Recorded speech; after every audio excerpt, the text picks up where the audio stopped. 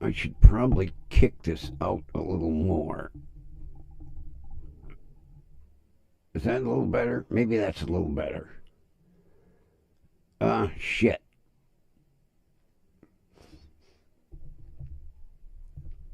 Wait a minute. Why is this doing this? All right. How about that? How about that? How about that? Oh, what? Hey.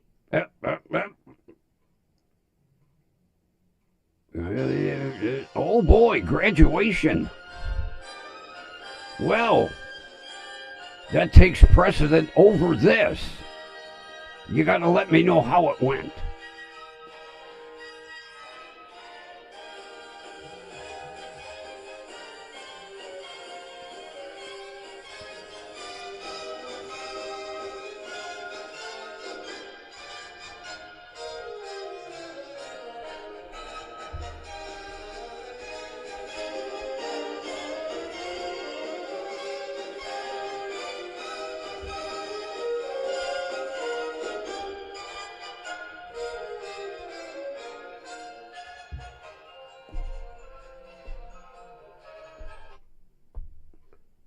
From station WDWL TV.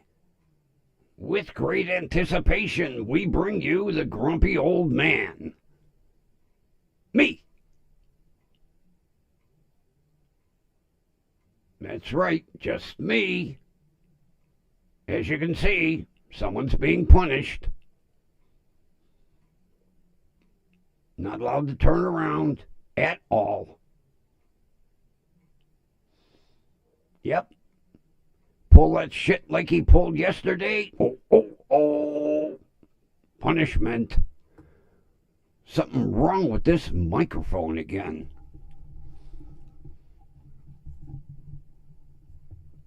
I don't know why it don't sound right to me.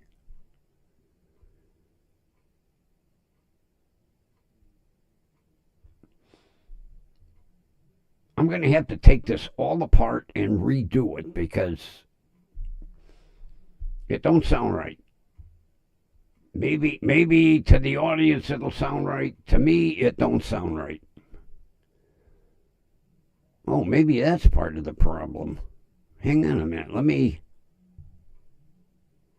Okay. Any difference? Any difference? Any difference?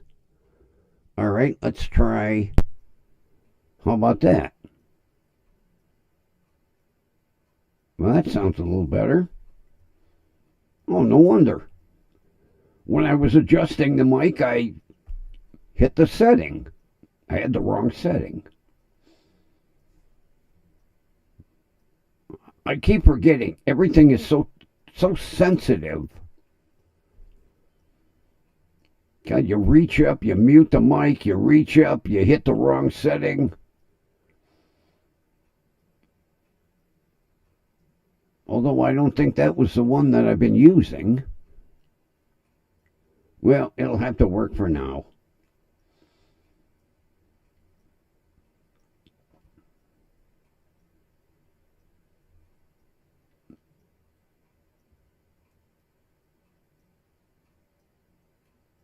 I'm waiting for some more studio audience. Kathy had to go to her granddaughter's graduation, so that eliminates that one because she's gone. Everything is at zero. So she popped in and she popped right back out. So it's like the old days, talking to myself. What else is new?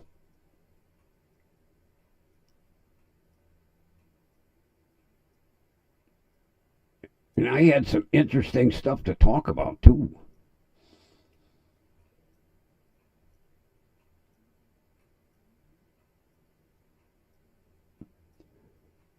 Hey, Linda. I'm not talking to myself anymore. Yay!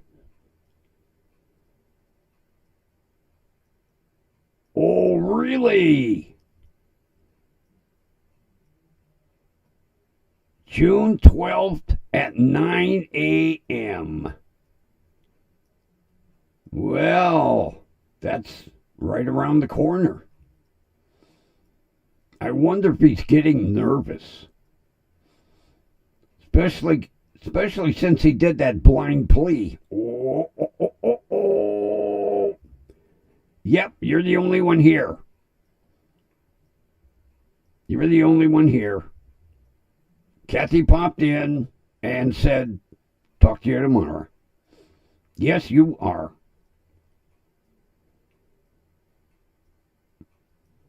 I emailed Nomad today and I told him he missed another epic show with none other than the famous stoned vet in my chat. I was honored. And he subscribed. He's number 95. 5 more to go. I appreciated that. Not to mention, he mentioned again how much he appreciates the microphone I sent him. There isn't, I'll tell you, there isn't a time that goes by, like if I pop into his chat, sooner or later, he'll even hold that microphone up to show me, how much he appreciates it. Pardon me, I got a vulture in my throat.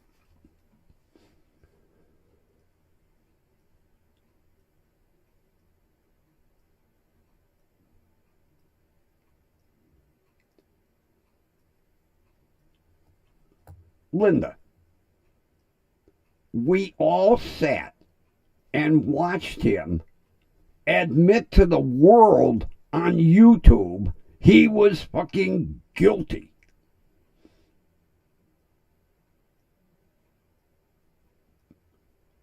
In today's world, this shit means something.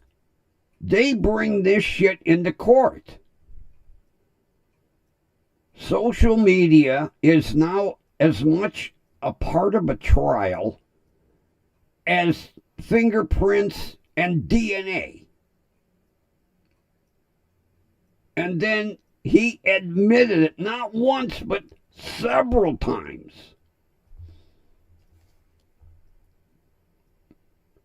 And now he's sitting there going, shit, why did I do all that? Well, too late now. Not to mention bail jumping. And I can't believe his bail agent let him get away with it. His bail agent should have immediately filed with the court.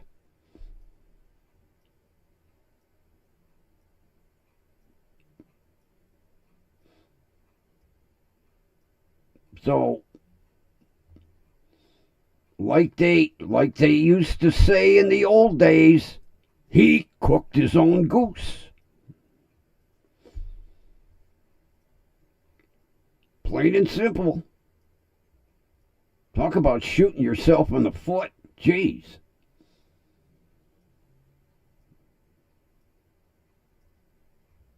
I don't feel sorry for him. Because he literally got away with murder. Up until now. Because I guarantee after this sentencing,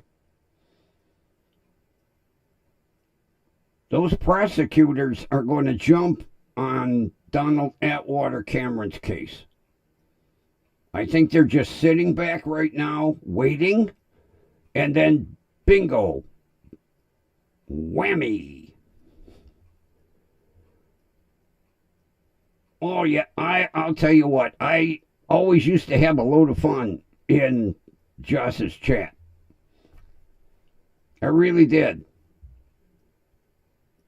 And I was thinking today. I don't know why I got away from following him. Although goddamn YouTube, half the time I wouldn't get a notification.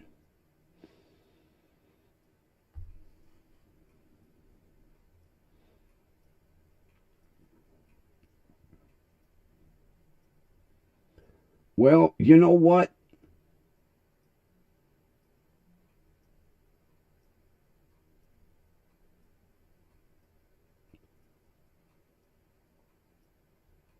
If he would get life, then that would kind of take care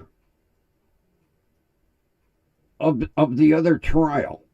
But I would still like to see the other trial take place.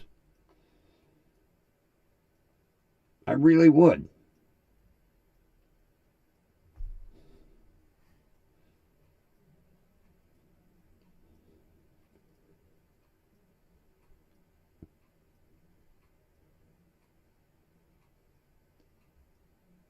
You know,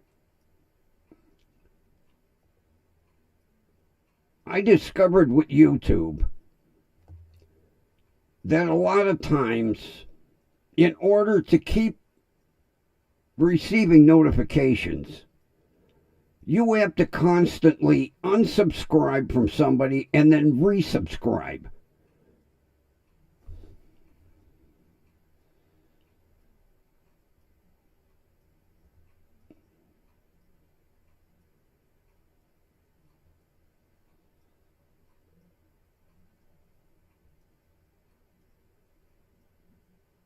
Well, I would never wish this on anybody, but he deserves life without parole.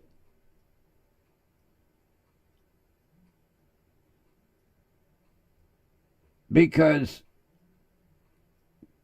to do what he did, it's different if you're looking eye to eye. But when you do something like he did,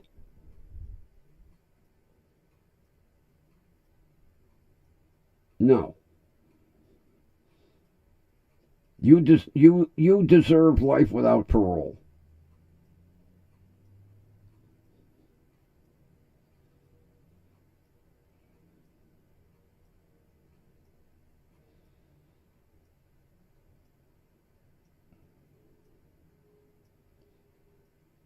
You know, unfortunately, now folks, my opinion, there were two people in that room.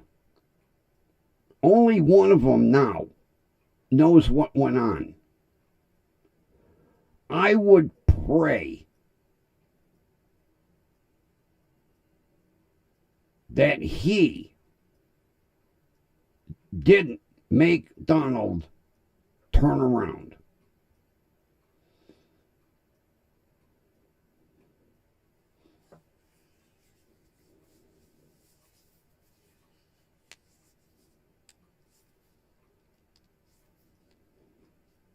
You kind of catch my drift, Linda?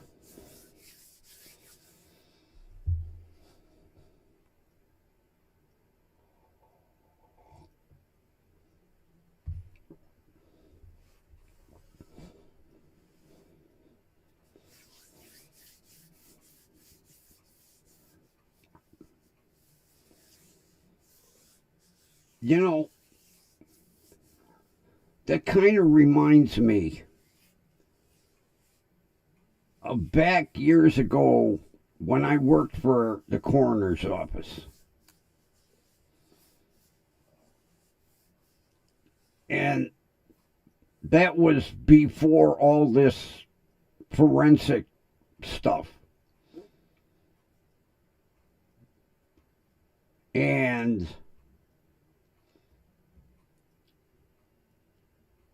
I got called out for a pickup. It was behind an old abandoned warehouse. And it was one of those where you gotta watch what the hell you say nowadays. Let's just say someone was assuming the prayer position, but facing the wall.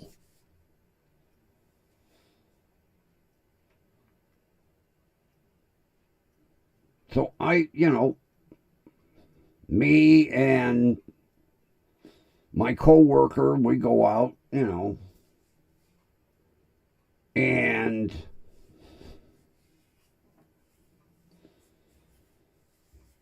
well, I know all the supporters, yeah. It's nice to see. It's very nice to see. Because by now, a lot,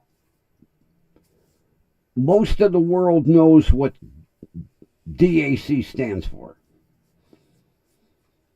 So, me and my coworker, we get to the scene, and they're done taking photographs, and not like you see today. So we get the cot.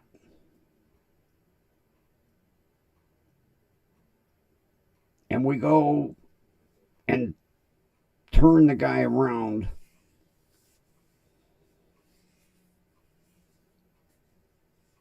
And it was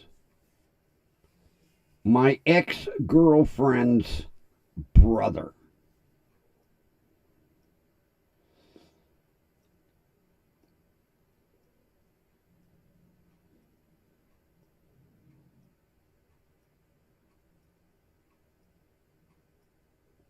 And to this day, she has no idea who picked him up. Because I didn't want to explain to her how he was found.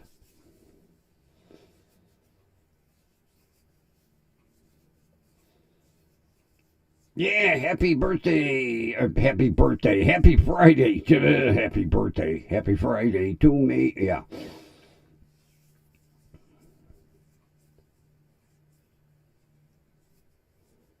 I know. That's why I said there were only two people in that room, and only one right now knows what went on.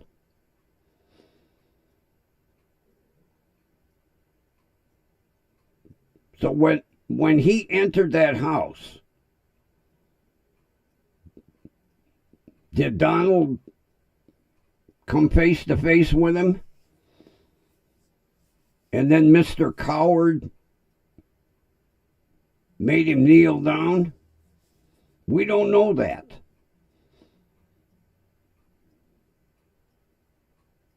He knows. He knows what he did.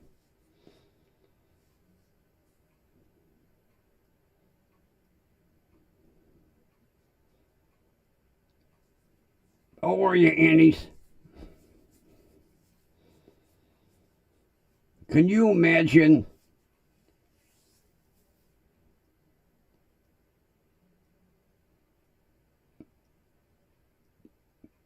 being the proud veteran that he was for, for somebody, and like I say, my opinion, somebody to tell him, hey, kneel down and don't look at me.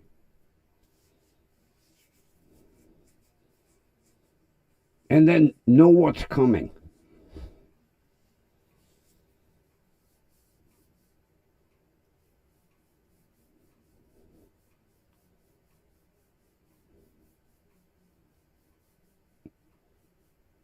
That's every time I think of Donald, I wonder, is that the way it happened?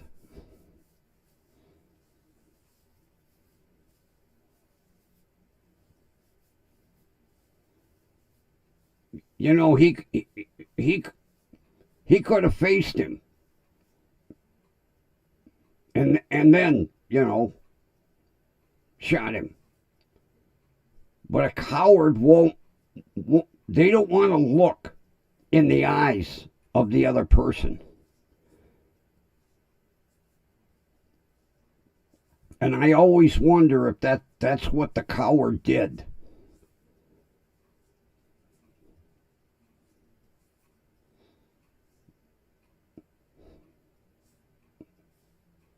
We'll never know. Because the coward will never admit it. But I always wonder about that. Were they face to face at one point? And then the coward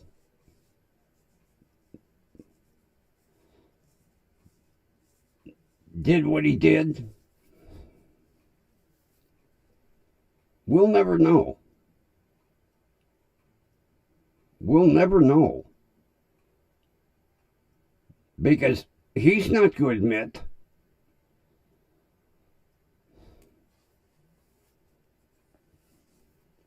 He will never tell the truth.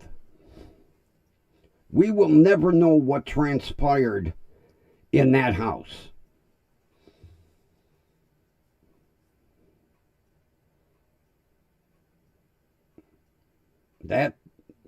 That's what I think about whenever I see DAC. It always makes me think what transpired that night.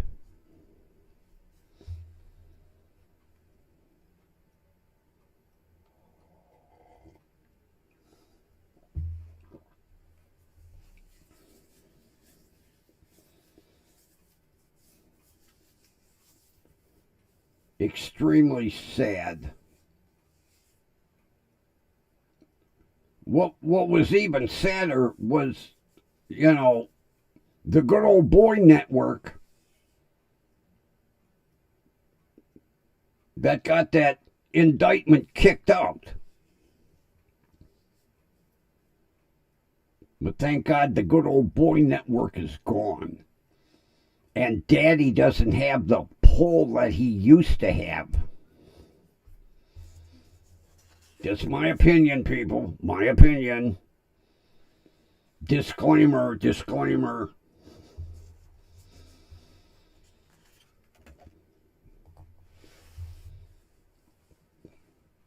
I don't want to get a rash of shit, get in trouble.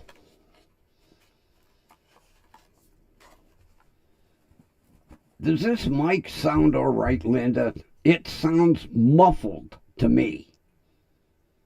It sounds like I've got a towel wrapped around it.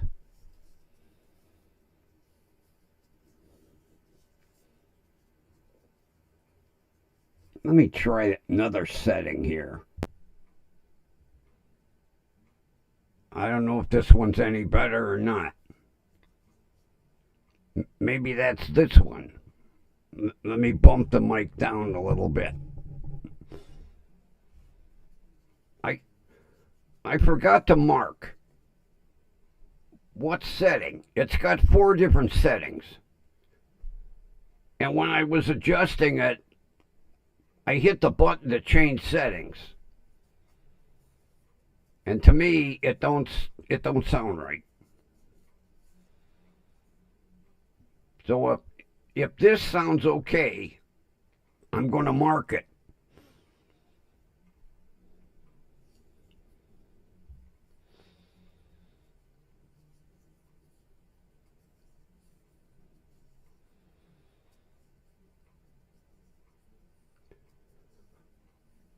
Well, yeah, Linda, he admitted to the murder.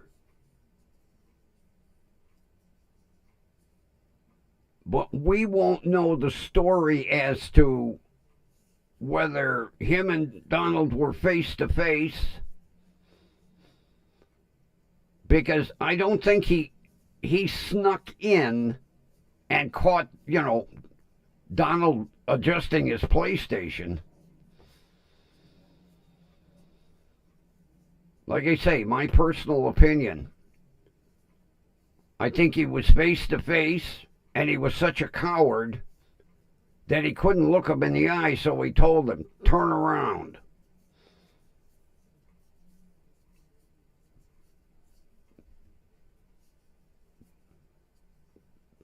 We won't know that part. We know he admitted to it. We won't know how it transpired because he'll never tell anybody how it transpired.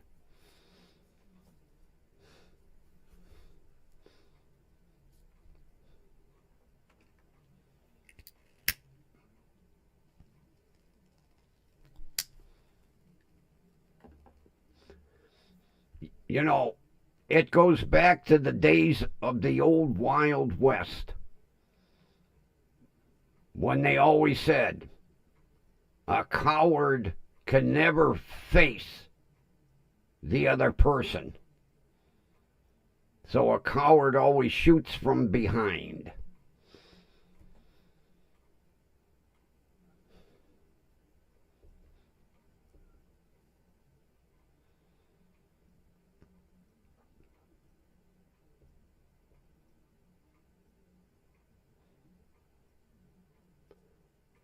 Again,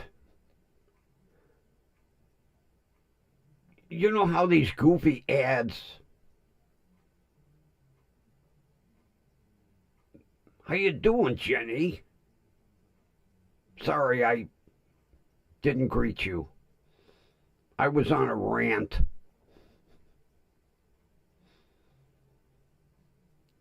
I was on my soapbox for a while.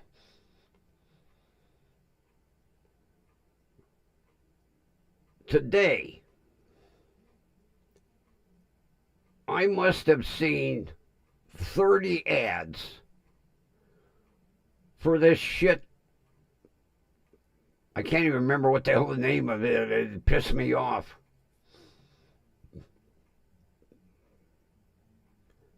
But it was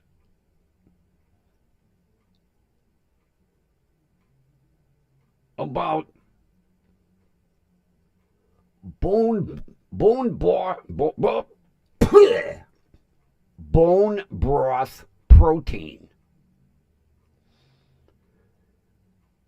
And this ad on YouTube, it's a commercial. They're commercials. They act like this is something that was just medically discovered. Oh, bone broth protein. They knew about bone broth protein back in the Depression. Because my grandmother told me most of the time they couldn't afford meat. So the butchers would cut up the bones and sell the bones. And they would boil them down and make a broth. This isn't something that just popped up like yesterday. Oh, bone broth protein.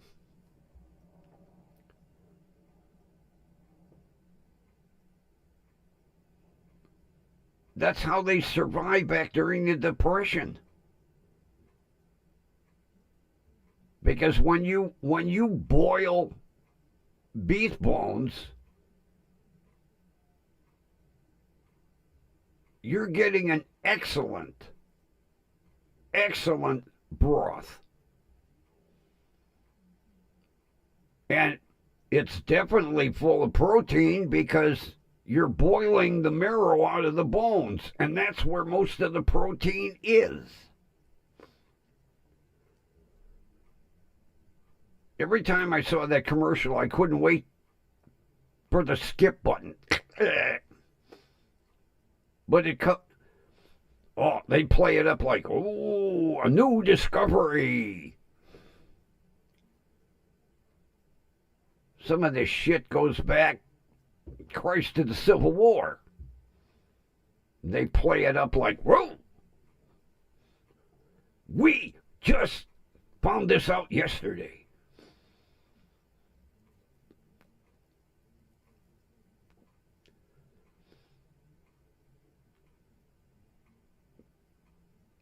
Because when the Depression hit, my grandfather lost everything. As a matter of fact, right before the Depression, my grandfather owned an insurance agency. His main office was here in Cleveland, and he had a satellite office. Why in St. Louis, I don't know. I tend to think the insurance company might have been in St. Louis. Well, the Depression hit. Overnight, he goes from being fairly well off to zero. Matter of fact, he had told me he had ridden I think he hopped 3 different freight trains and rode in cattle cars to get back home to Cleveland.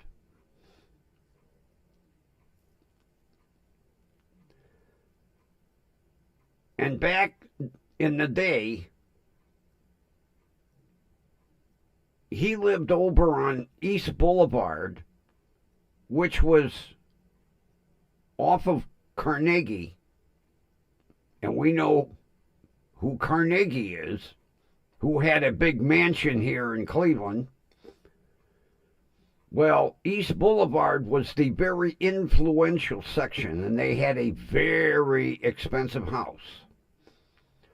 Not to mention, my grandfather had a brand new Pierce Arrow sedan, which in America, Pierce Arrow was like a Rolls Royce. Lost everything. In order to survive, he sold the car, which he took a great loss. Same thing with the house, because they couldn't afford that big palatial. So I know about Depression food because my grandmother said there were many nights that's all they had was bone broth.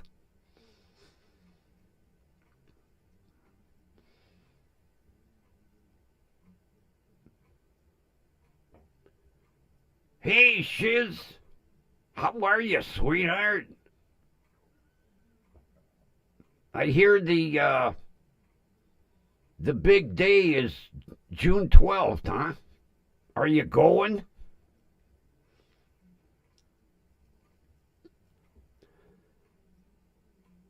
Also, I have my Mayoween costume.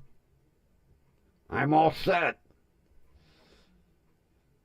Of course, Scott will blow me away, but I've got my costume. And Scotto told me how to make an appearance. He told me what to do on my end. When I get the link, Scotto's wonderful. Man, he spelled it all out for me. Do this, do this, do this, do this, and you'll be fine. And I appreciate it. Oh, I can't wait either. Oh, I'm excited. The costume is hanging right over there.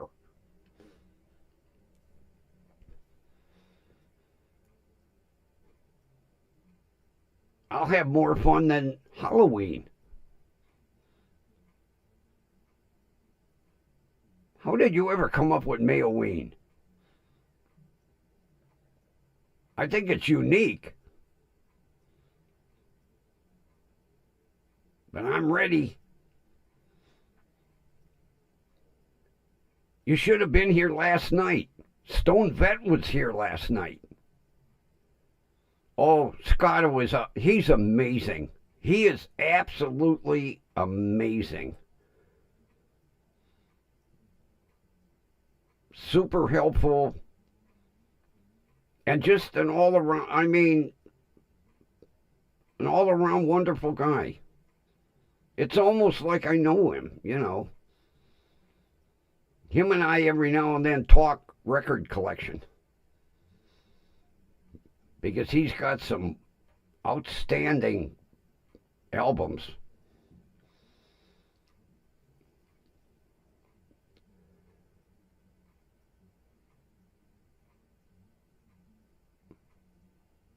Oh, how unique.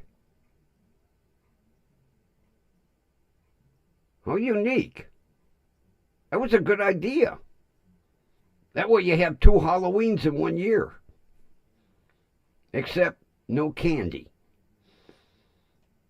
I guess I'll have to go buy myself a bag. Nestle's Crunch Bars. If, although the price of candy, price you have to take out a loan to buy a bag of candy nowadays.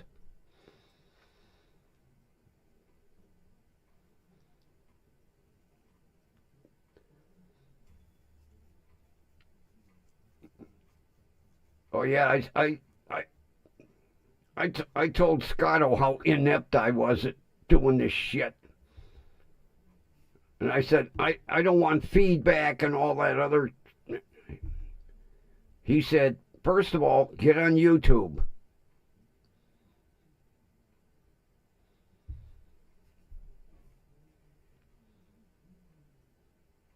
Oh, okay. Well, I think that's a hands down, don't you? Considering he admitted to it to the world on YouTube. What a dumbass.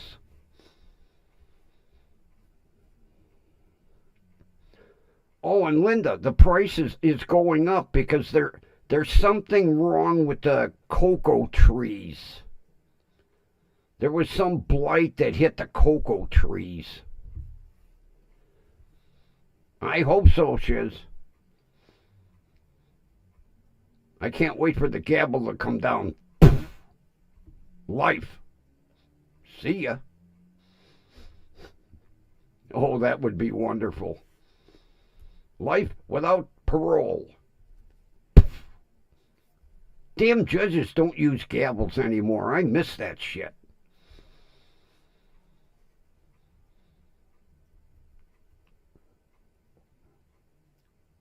Well, I would sure as hell hope so. Christ, it's obvious. Even a blind person could see that. But I know our justice system. Everybody's got to get a fair, you know. But it'll be interesting. Too bad it isn't going to be televised.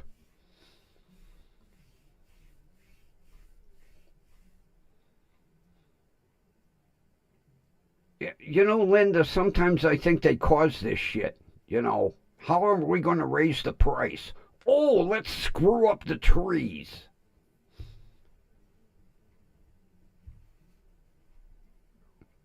Yeah, they said there's a possibility by the end of the year, chocolate prices could double. That means that $3 little Hershey bar you buy in the store will be $7.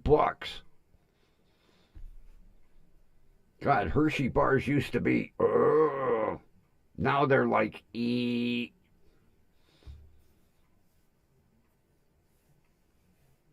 can't stand to look at the price of candy. I used to be a chocoholic. Oh, Every Easter, I would buy myself one of them big, giant, solid chocolate bunnies. And then take and slowly chop it up. When you could get solid chocolate bunnies. Oh, I used to get the big one, like 12, 14 inches tall. The damn thing was like $15.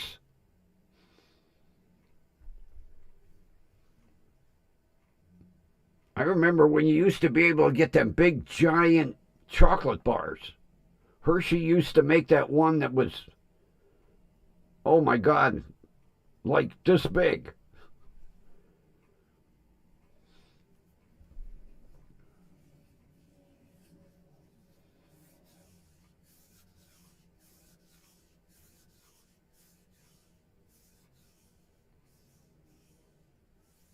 Yeah, we used to have oh God, I can't remember what the hell the name of the candy store was. They made their own chocolate. It was like a boutique.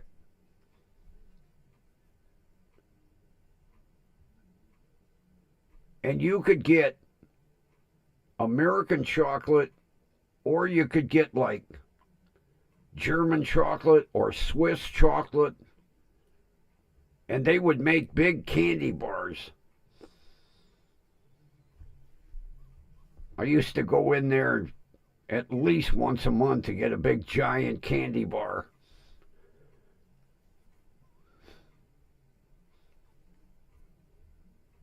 Oh, I remember Mr. Goodbars. I remember Mr. Goodbars. My favorite was Payday. Of course, I can't eat paydays anymore. It breaks my heart. I would buy them. I would go to a candy wholesaler and I would buy a box full of paydays.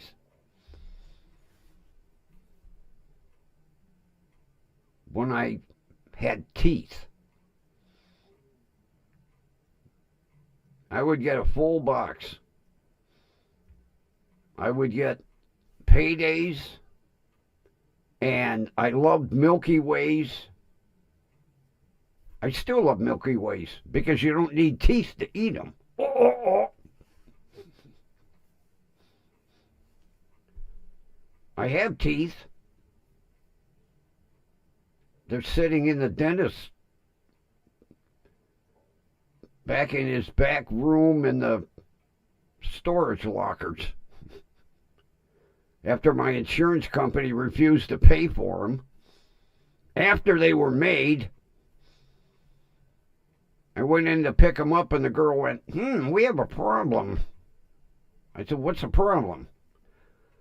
Well, since they made changes in your insurance policy, they're not covered. I said, what?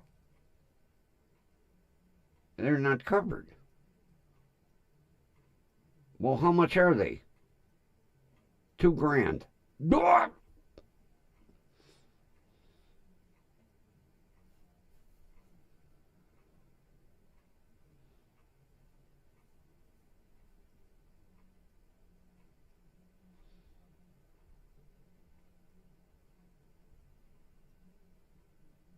Oh, the old bribe, huh? The old bribe. Works every time. You know how my grandmother would bribe me? She knew I loved Boston cream pie. And she would tell me, if you got A's and B's on your final report card, I'll let you eat a whole Boston cream pie. Oh, that bribe worked. Yeah, it worked like a charm.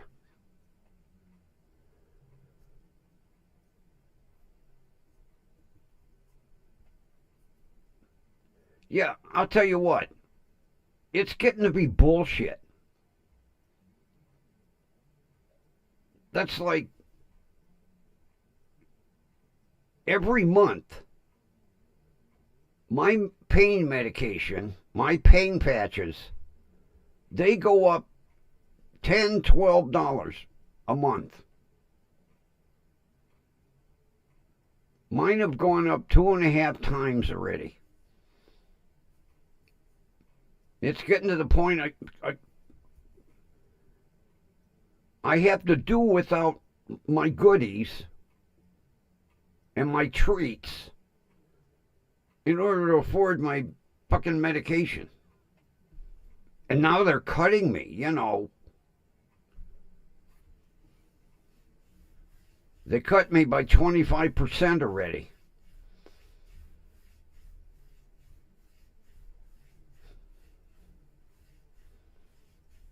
The 27th, me and my pain management doctor are going to have a real discussion. Because he'll come in the door and he'll go, "Hey, how you doing?" And I'll say, "You better sit down. I got a mouthful for you today." And then he's going to be like, "Uh-oh." And I never raise my voice to him, but the 27th, there's going to be some fighting words coming out of this mouth. Because I'm going to tell him, I want to meet with the head of pain management. And I'm not going to him. He can come to me. I'm not going down to the main. I hate going down there.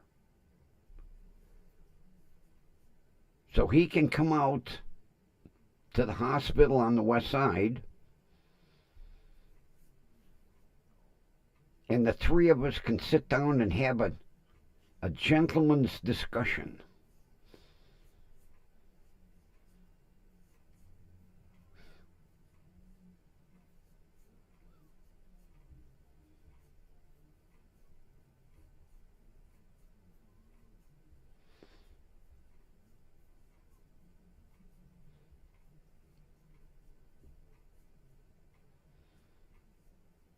Yeah, goddamn insurance companies rule your life.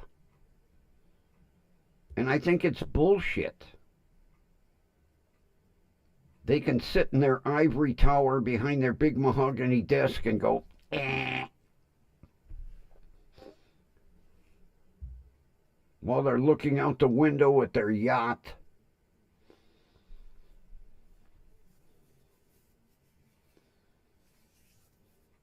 I can, I don't justify it, but I can understand why that guy gave that CEO a dirt nap. I don't justify it, but I can understand it.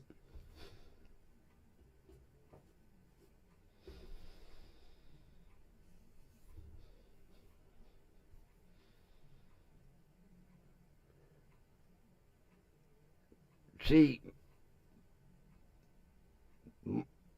my my pain is caused by my degenerative nerve disease.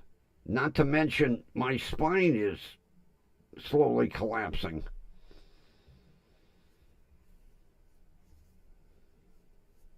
Oh, neither did I, Linda. But see, like you say, my pain is from the goddamn nerve disease.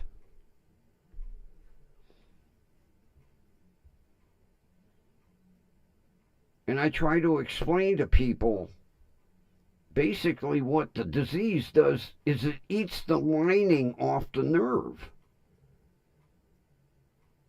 It's like if you removed your top layer of skin. And the more it progresses, the more inflamed the nerves get.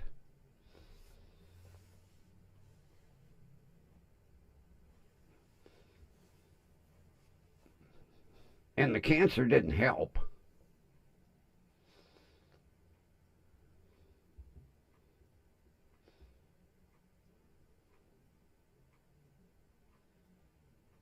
You can't you can't afford to get sick nowadays.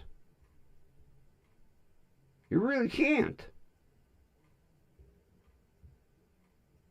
Especially when you got a goddamn insurance company dictating, telling a doctor, well, we're not going to pay for that.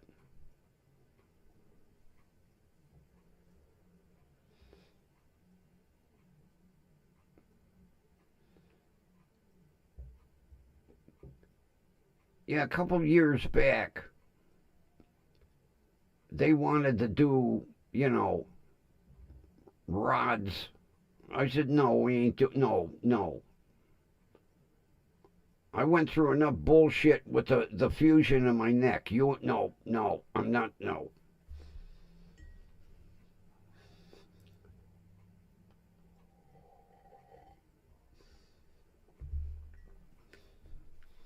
I'm just lucky that I can still function fairly well.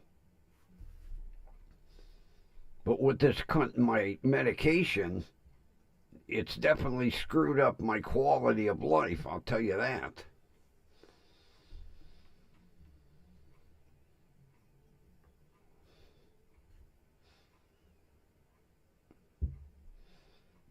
The goddamn federal government telling these hospitals, oh, you're over medicating patients.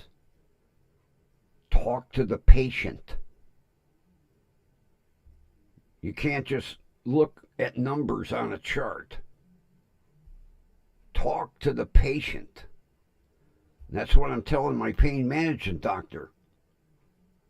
You get the head of pain management. You get your boss to come to me. I'm not going to him.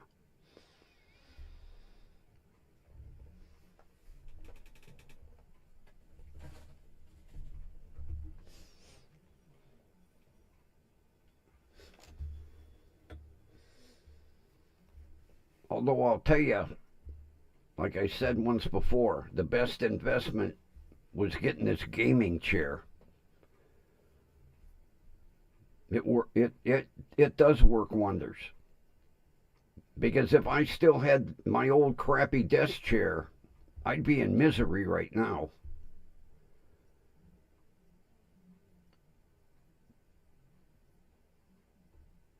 And the massage, oh, it works wonders when I need it.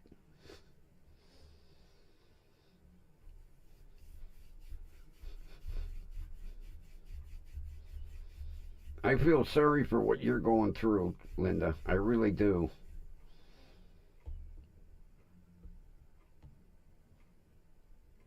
But it's obvious, you're a fighter too. I give you credit for that.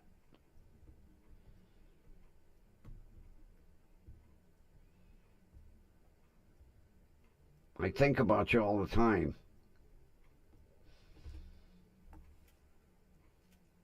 During the day, I'm like, oh, I wonder how Linda's doing. So you got somebody on your side here. Especially if I'm having a little extra ache, I'm like, gee, if I'm aching, I wonder how Linda's feeling. But you're hanging in there. You're putting up the fight. I give you a lot of credit. You're going through more bullshit than I am.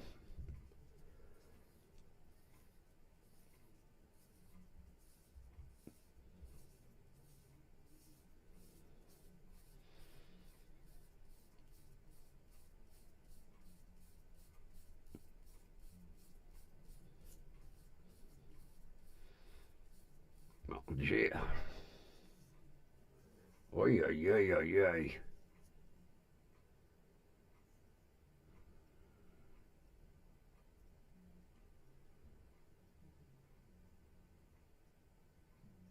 Oh, my God.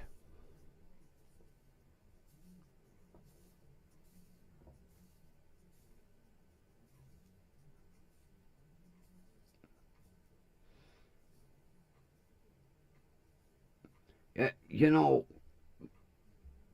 my pain management doctor says, "Gee, you're always upbeat every time you come to see me." He says, "How do you do it?" I says, "Doc, you got to think positive." I said, "Nobody wants to hear you whine and cry." I says, "I put on that smile in the morning, no matter how much pain I'm in, because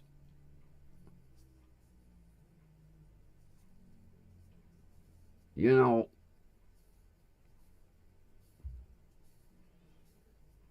well, yeah, people's brains stop right there."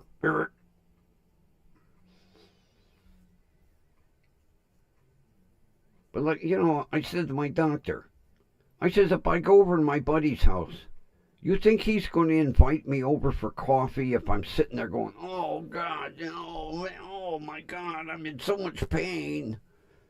No, I'd lose all my friends.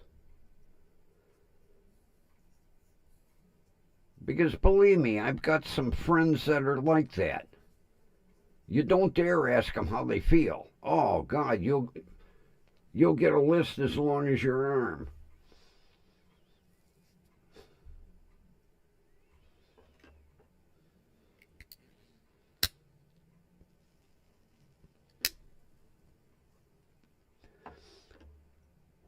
The one thing I'm thankful for is the advancements that they have made in treating cancer.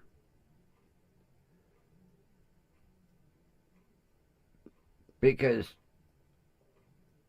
20 years ago, 30 years ago, they'd have been patting me in the face with a shovel already.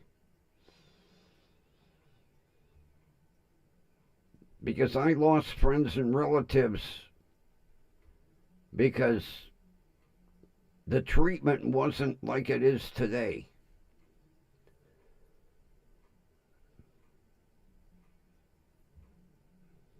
Even though it is brutal.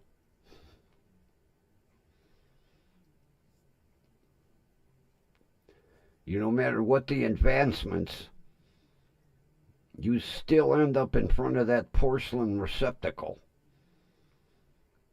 And bald. Well, I shave my head because it comes in goofy patches now.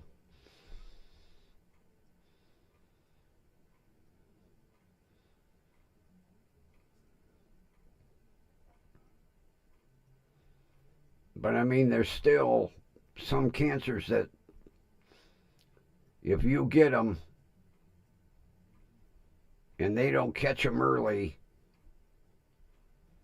like a friend of mine, by the time they diagnosed his pancreatic cancer, he was stage 4.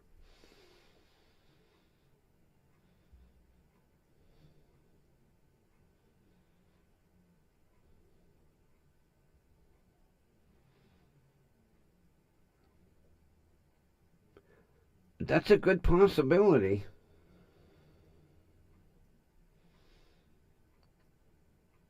It's a, I believe that 100%, Linda. That's a good possibility.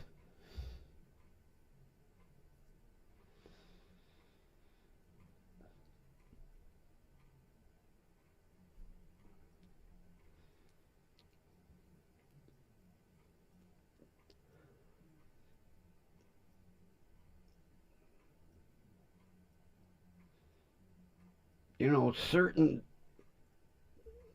certain organs can only take so much stress. And it's sad because you got very thin blood vessels underneath that skull.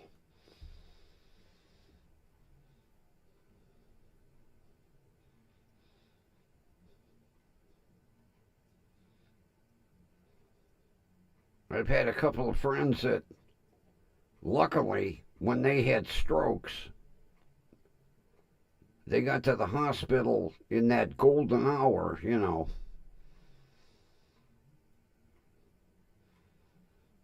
and got that. What is that drug? I think it's TPA for short. The kind of stroke miracle drug that costs a godzillion dollars that the insurance companies bitch about paying for.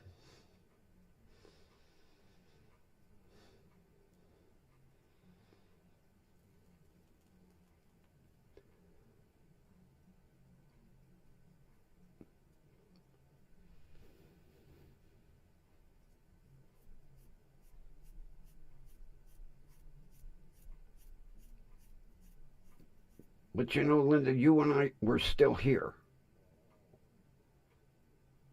That's the good thing. We're still here.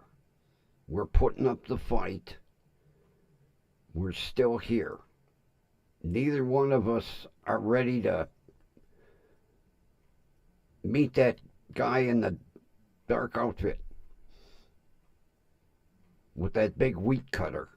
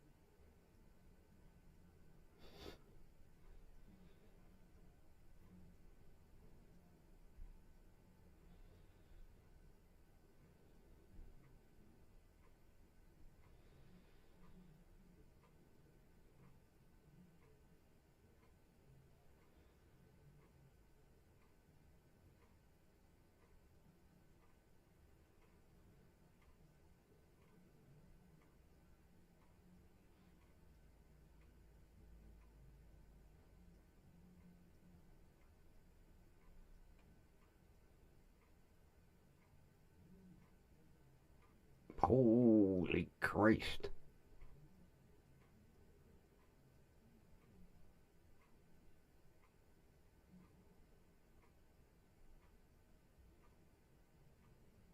How's he doing?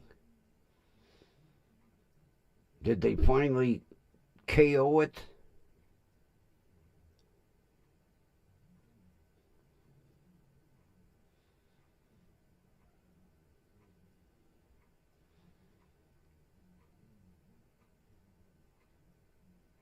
Well, I don't know if I'm going there, but I ain't ready to go either way.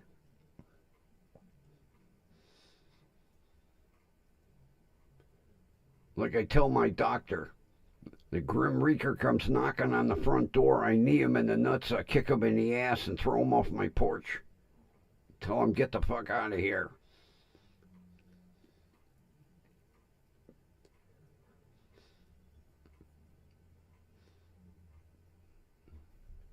But you have to have a positive attitude. You can never give up.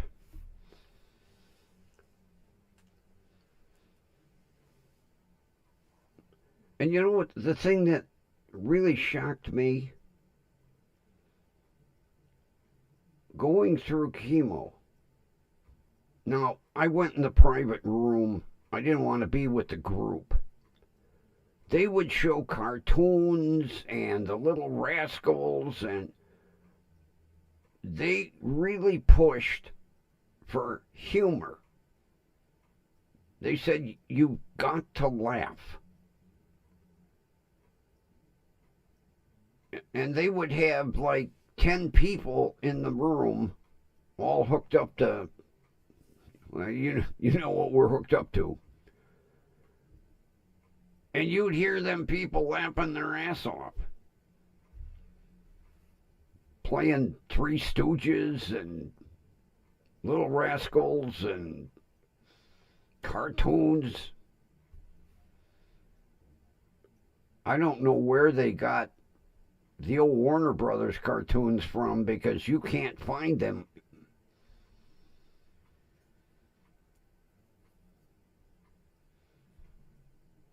because it's not nice to show kids Wile E. Coyote dropping an anvil on the Roadrunner. But no, you can have a video game where you can blow somebody's head off, you know. How do they justify that one?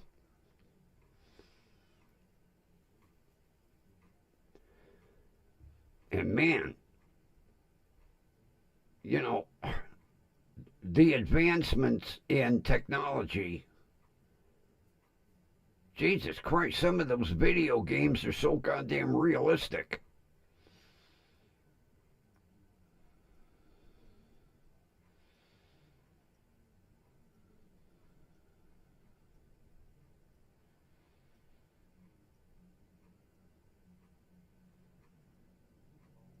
Oh, jeez. I'm sorry to hear that, Linda.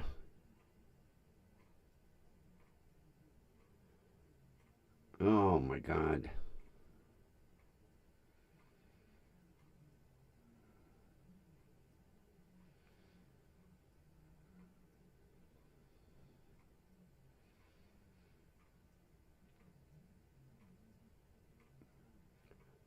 Well, you know, Linda, if you're going to go, that's the way.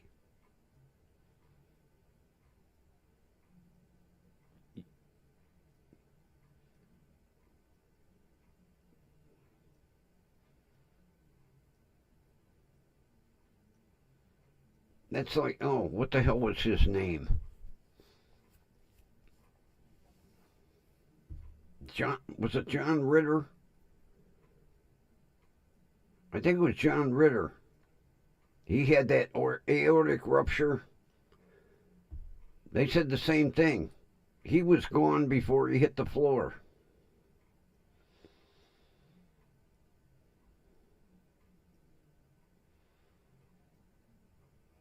Oh, well, he got 11 more years than he would have. But oh, that's sad to hear. I'm sorry to hear that. I really am.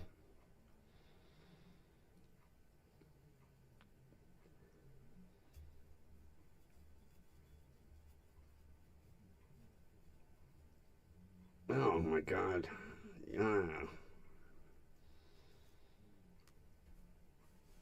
Oh, my heart goes out to you, dear. I'm sorry to hear that.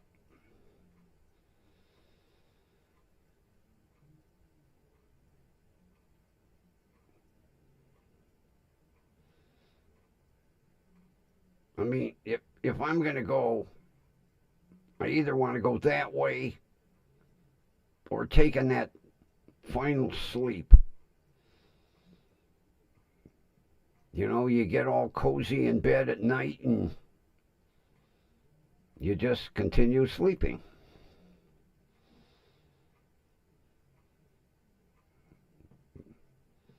Because I already told my son, don't hook me up to no goddamn machine.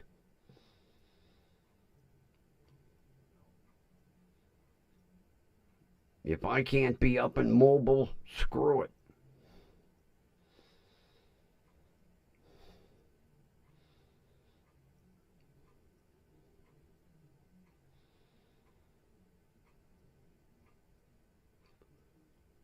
Well, outstanding. And with honors. Well, I bet you he was a proud papa that day.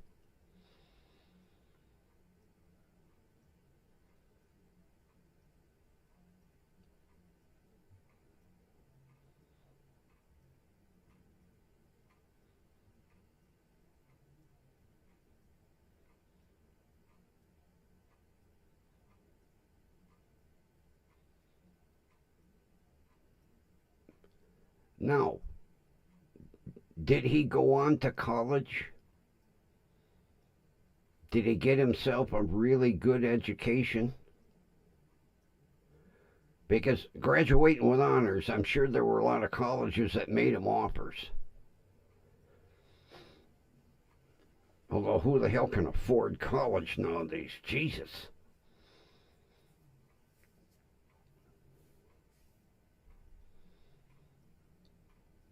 Perfect example.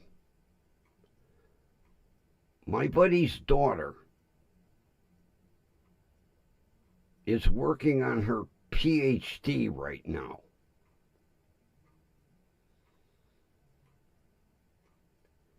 She is $172,000 in debt.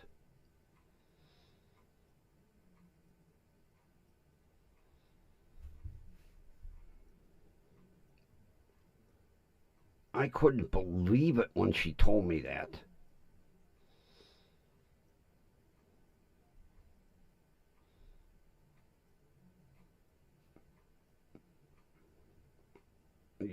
I told her, you'll be paying that off until you're a grandmother.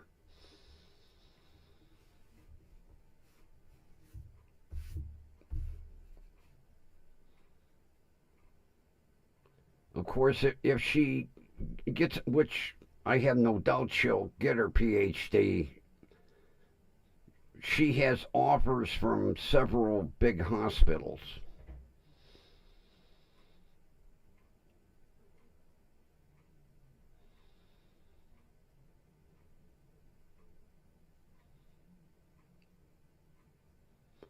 Wow. Really? His second master's? Good for him. Oh, that's even better. God, it's hard enough to get one, let alone two. What an outstanding kid. Oh, man. I bet you Dad is looking down on him with a big smile on his face.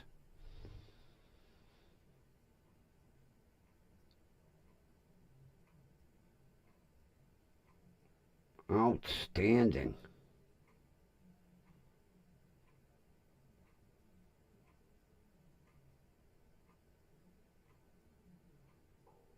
Mm-mm-mm. Great. There's somebody that basically will be able to name his own salary.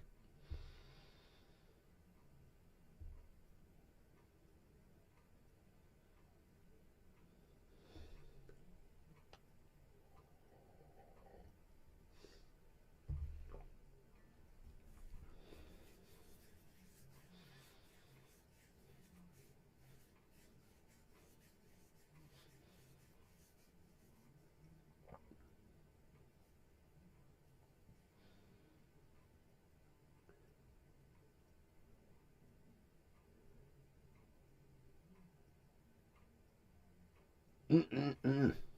Two master's degrees. Wow.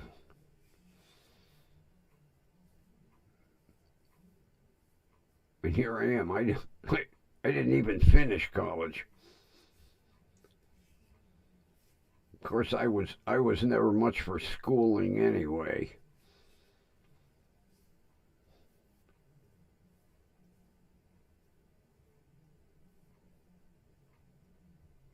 I went a year.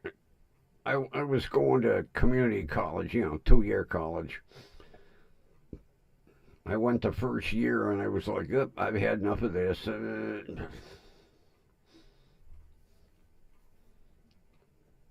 Now I sit here today going, boy, I wish I wouldn't have been that dumb and got a degree.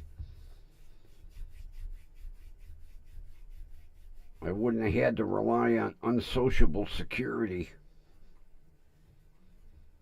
I'd have had a job with a pension plan.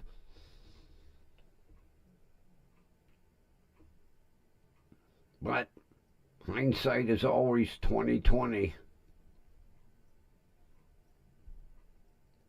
Speaking of, I got the shock of my life today. I looked at my driver's license. I was like, holy shit, I have to renew it this year. Oh, and I've got to have some more eye surgery. They have to do, well, they'll laser it. I got scar tissue forming in this eye from the Cadillac surgery.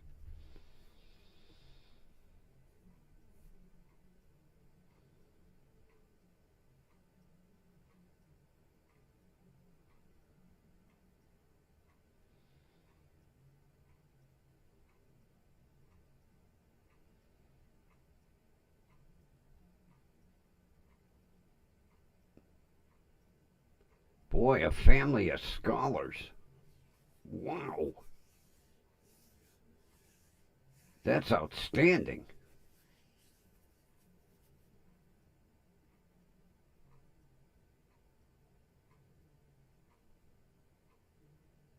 Unreal, Linda.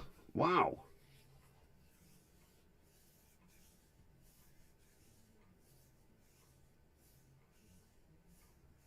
That is great.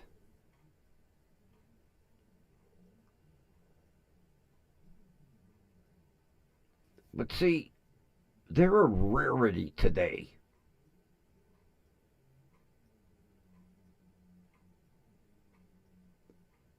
I see, I see what the schools are turning out nowadays.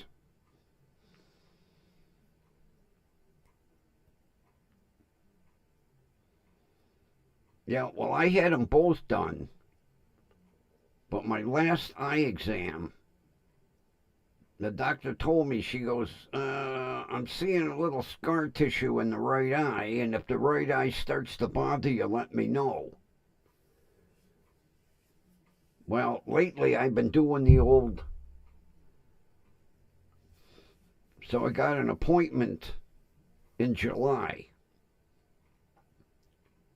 which will give me plenty of time for the eyes to get adjusted for November when I have to look into that machine.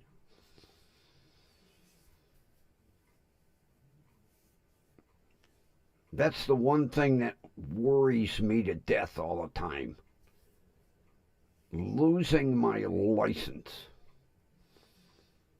Oh, I'd go berserk. Although I drive anyway.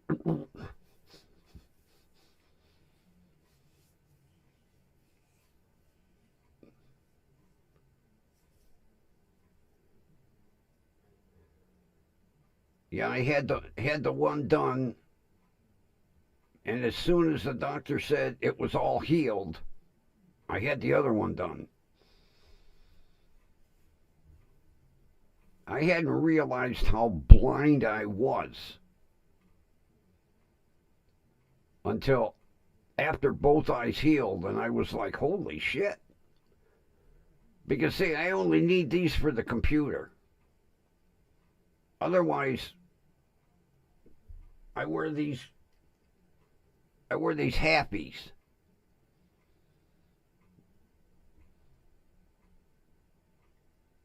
Because my distance is fine. I just need these cheaters for the computer and for reading. But I want to eh, get this right eye taken care of in plenty of time before I have to go take the eye test for my driver's license.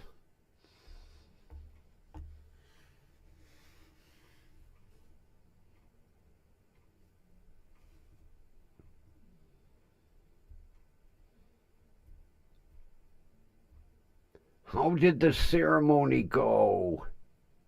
Did Grandma sit there and cry? Oh, oh, oh, oh.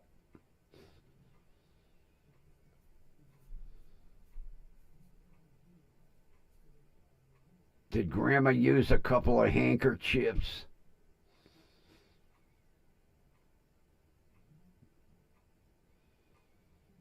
And don't lie and say no. I can guarantee when they handed her that diplomat, the waterworks were going.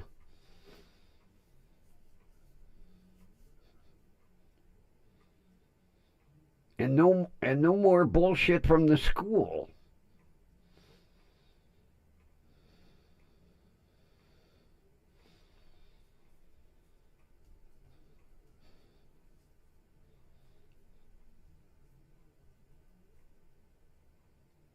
Do you have a picture of Grandma standing next to her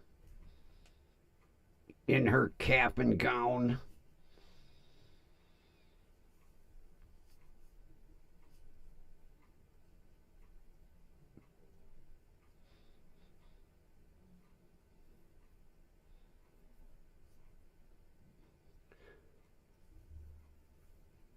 How did I guess, Kathy, that you'd be water working it? Mainly because when the school was giving her a hard time, you threatened to go up there and kick everybody's ass. I was like, oh, there's a proud grandma.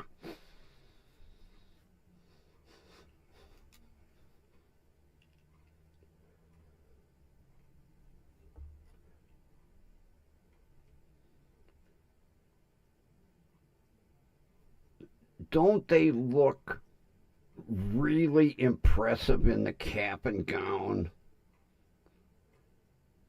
Doesn't that there's a picture, you know, for a lifetime. They they work so hard,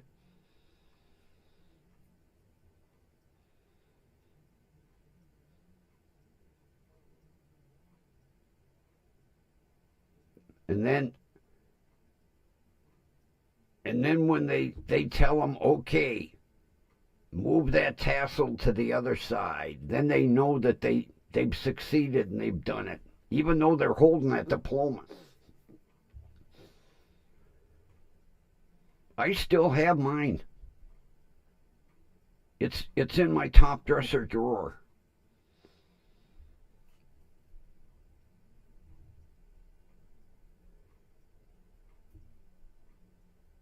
Yeah, I'd like to seen that ceremony.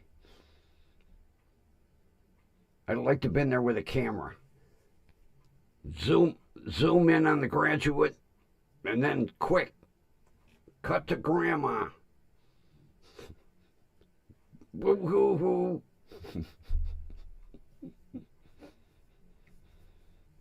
I'm screwing with you. Unfortunately, I never experienced that feeling, especially when the school did what they did, them assholes.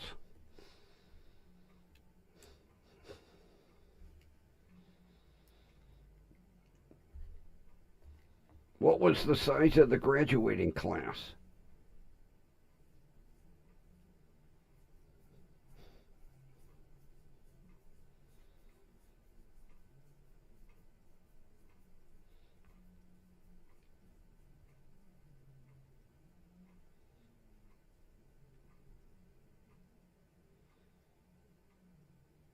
My graduating class was 168.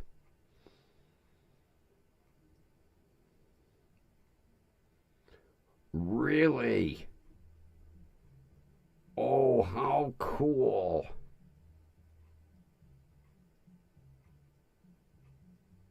Oh, man.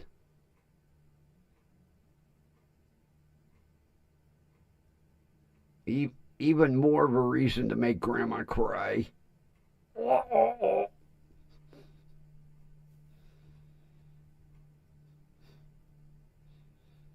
Kathy ain't gonna live that one down now.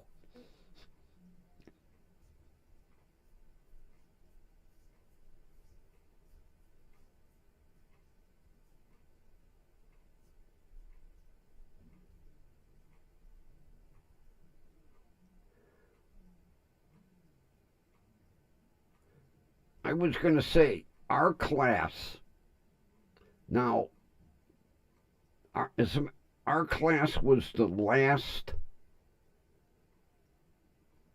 class that we used to have June and January graduating classes. After our class, there was no more January. So our class was 168. The June class behind us was 490.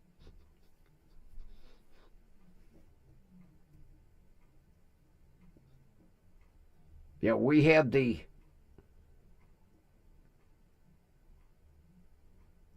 notoriety of being the last January graduating class.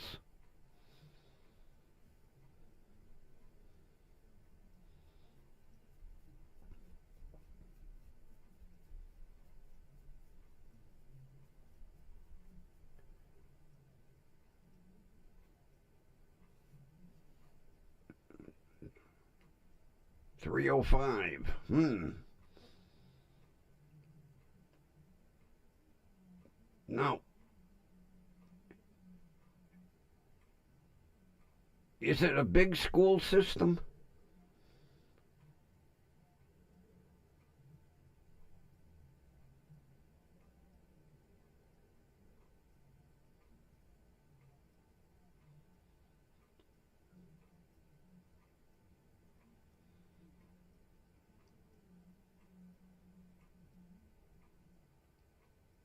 Because usually with a big school system, each high school only, they never have them big giant classes.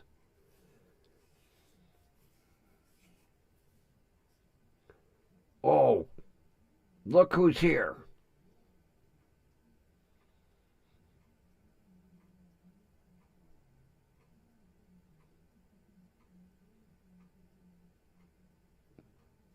I had all my Bofang radios and all my equipment the other night. You didn't show up, and I put it all back in storage.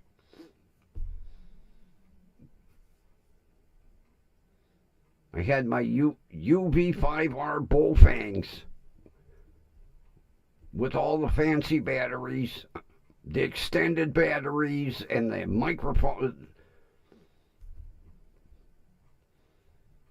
I'll have to drag it all out again and keep it here in the studio. Show you my Bofangs. I have every fucking accessory they make for those radios.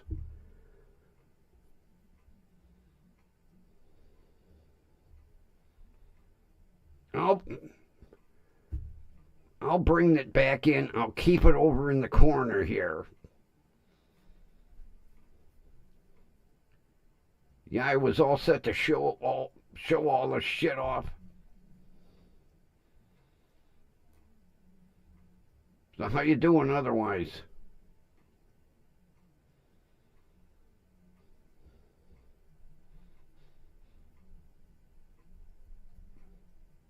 You missed it last night. Stone Vet popped in. I almost fell off my chair.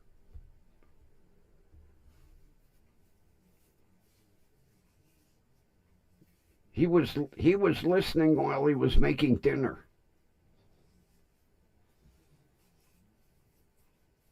I had to do a double take. I looked at the chat and I went, no. Yes. And Shiz was here earlier too. She popped in to say hi.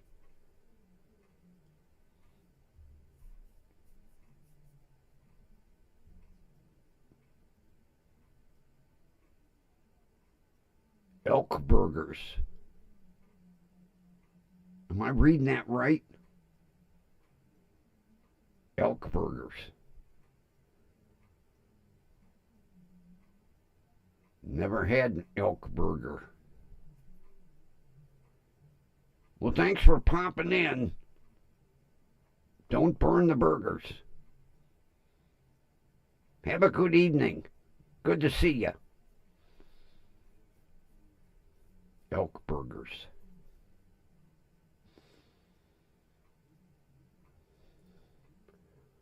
I guess if you're into wild meat. I don't know if I made a good pioneer or not. I don't.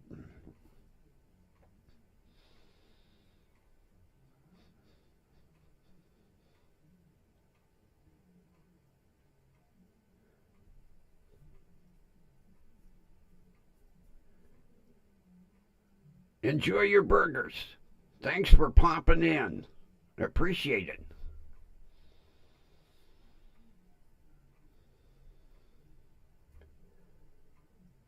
Yeah, my buddy's father used to hunt, and he ate everything.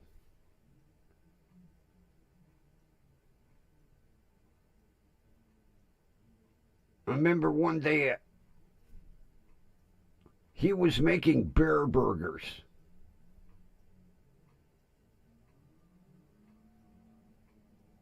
I never tried the burger. I was like, no, thank you.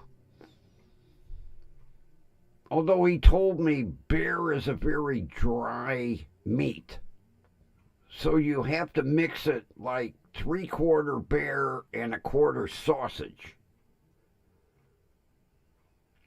I still didn't want to try it.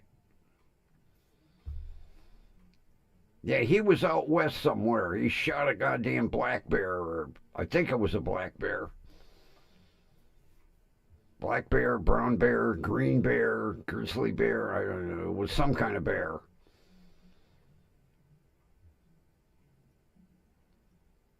Yeah, he had a whole grill full of bear burgers. I was in the, I'll pass.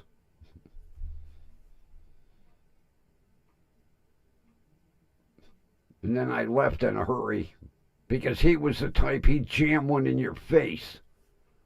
Eat this.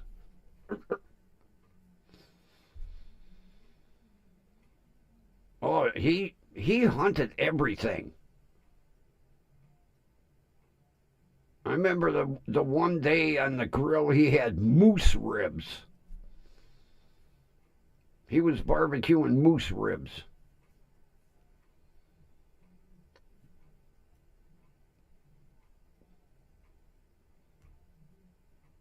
He would go all over the place because he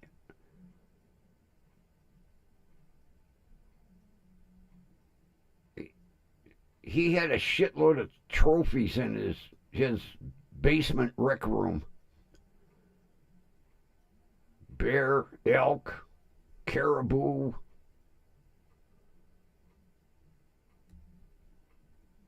Deer was, he was like anybody can shoot a deer. I remember, I think it was an elk. The antlers were so freaking big on this elk, he couldn't hang the head over the fireplace because the ceiling was too low. So when you walked into his rec room, the elk was looking you in the eye. He had to lower it. Not like walking in. Well, hello there. Oh, he had. Matter of fact, he had shot every kind of bear. Even a polar bear.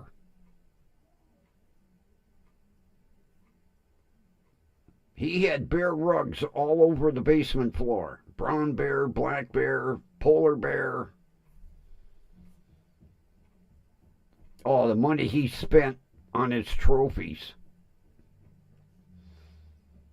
Although I'll tell you what, the bear rugs were beautiful. I was almost afraid to walk on them for fear that goddamn bear would bite me in the foot.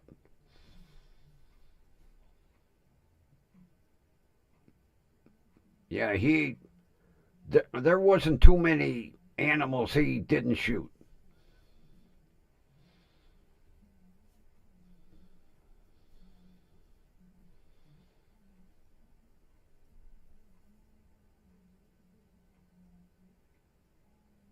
No, no.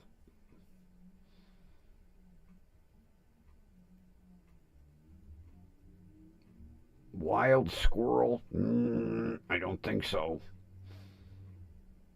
Hey, Ron, how are ya?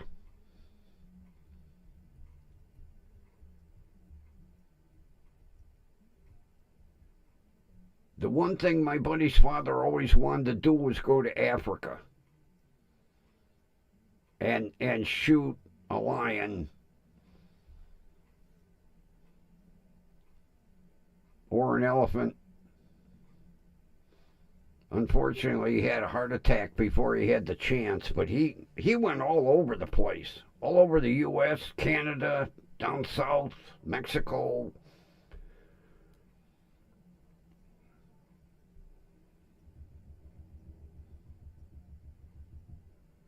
I remember he had deer, elk, caribou. I remember that. Every bear imaginable, a moose. That was another one he couldn't hang high. So you walked in his rec room, and on one side of the door was a moose looking at you, and the other side was that elk.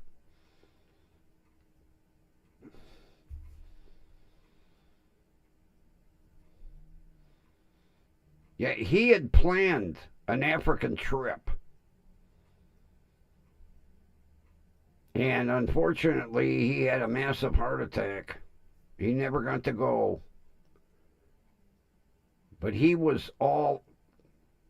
hunted everywhere up in Canada, Alaska.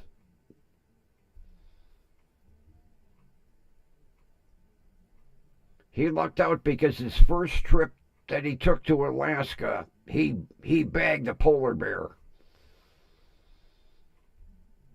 Oh, the moose antlers were huge. Yeah, oh my God. It had a rack on it. They had to be goddamn 3 feet on each side, if not more. They were.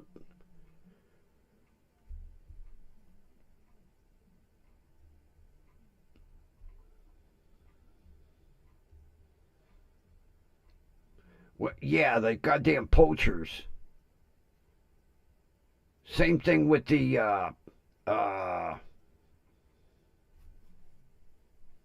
rhinoceros. When they shoot them just to cut the goddamn nose off.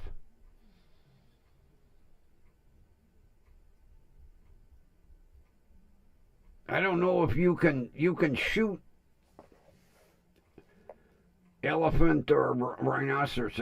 I think there's a ban on rhinoceros because they're so scarce. And I think same thing. I don't think you can go to Africa and you can hunt elephant anymore either. But at the time, well, we're talking 19, 1980s when he had planned his African trip.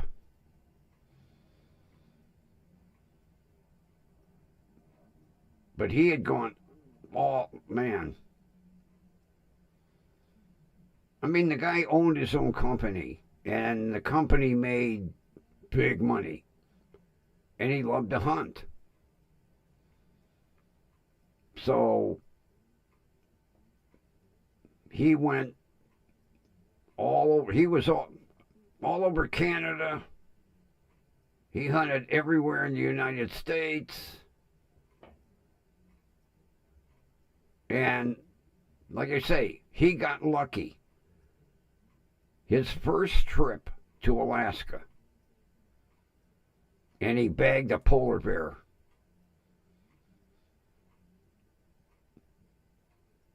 And it was by accident.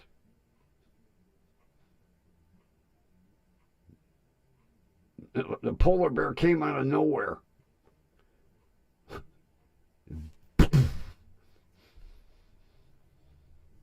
Matter of fact, where they got the polar bear, there wasn't even supposed to be one there. I think that polar bear stood like 9 feet tall.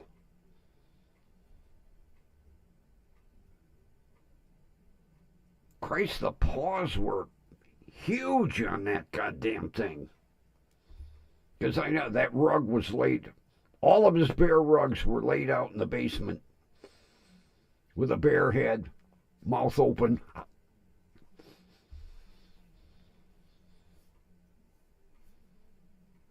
Oh, he had a beautiful trophy room in his basement. Oh, my God. I'm going to have to ask my buddy what he ever did with all his father's trophies. It would be a shame if he got rid of them. Especially with the money his father spent for him.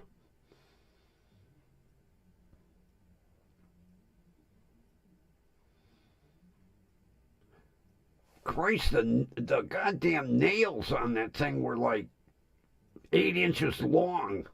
Talk about... I was shocked.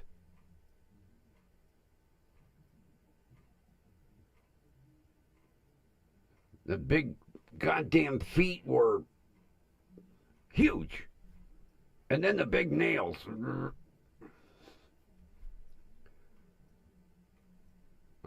I saw that and I says, well, no wonder the bear always wins in a fight. But he had them lined up on the basement floor. You know, brown bear, black bear, grizzly bear, polar bear, yogi bear.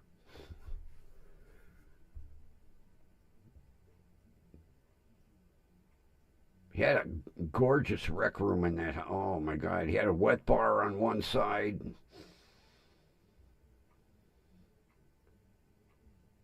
But his trophies were wall to wall. But I remember when you'd walk in the room, there was an elk on one side of the door and a moose on the other. Because the antlers were so fucking big, he had to hang them real low. And he always lucked out. Man, when he would, every one of them, they had huge racks on them.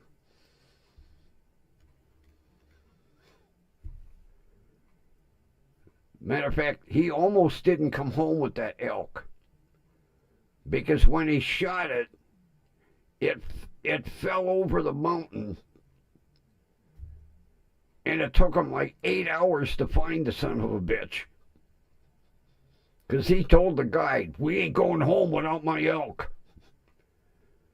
Instead of it falling this way, it fell that way.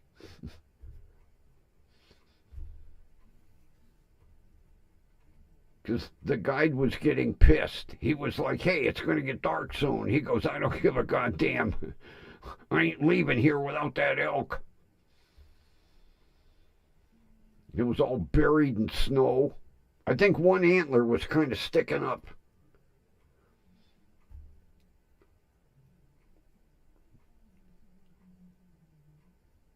But the bear were impressive. The bear were impressive.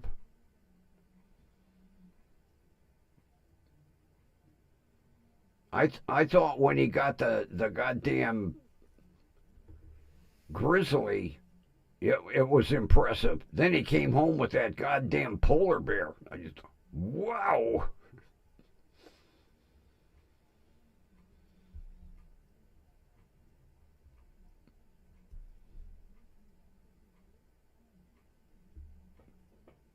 You know, I wish I would have taken pictures. Because it was absolutely stunning. His trophy room. Absolutely stunning.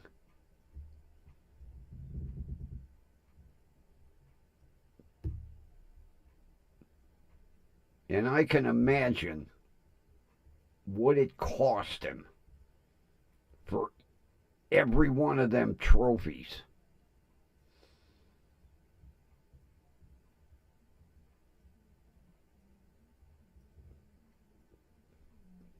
Because you figure back in the 70s, 80s, you know, I think he died in the early 90s. you paid big money for taxidermy back then. Can you imagine today?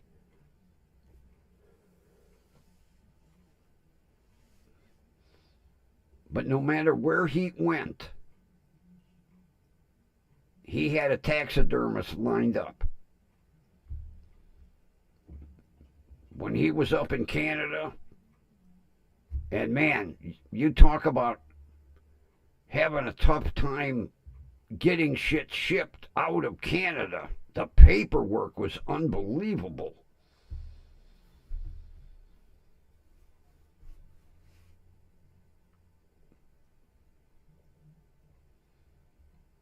Because when he got his caribou, I was like, what the hell's a caribou? He said it's a reindeer. Oh no! I told him, I said, Santa's gonna be fucking pissed at you. I hope one of them don't have a red nose on it. He didn't think that was funny. I did.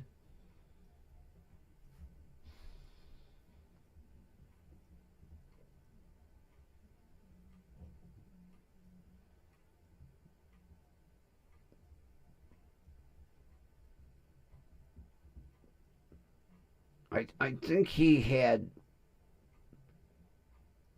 between Canada, the United States, and down Mexico into South America. I don't think there was an animal he didn't have in his trophy room.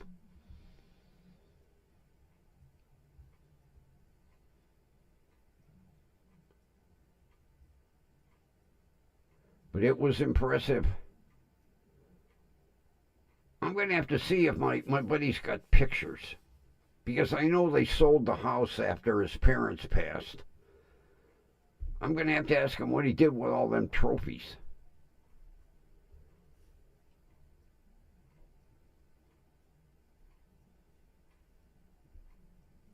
I'd like to see him again. Mainly the bear rugs.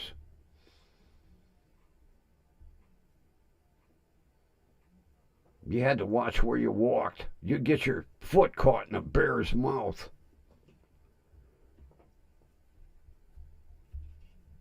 They were all.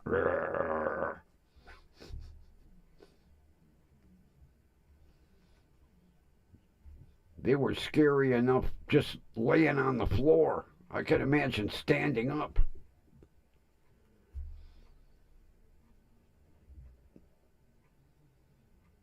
Matter of fact, that's how he got the goddamn polar bear. It smelled them. And it stood up to look. And that's all it took. And then the bear went thunk. He got it dead center in the chest. Yeah, he said that polar bear was sniffing. And then it stood up.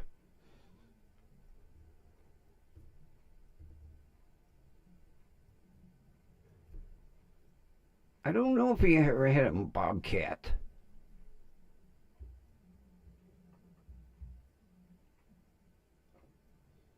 I don't know if he ever did. God, he must have. He shot every man up. Because he would hunt twice a year. I got to call my buddy and ask him, what all trophies did Dad have? Because he had a shitload. But like I say, it was sad because he planned that African trip.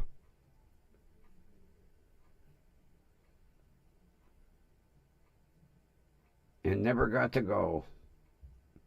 That was his bucket list. His number one bucket list item was to go to Africa and either get an elephant or a lion.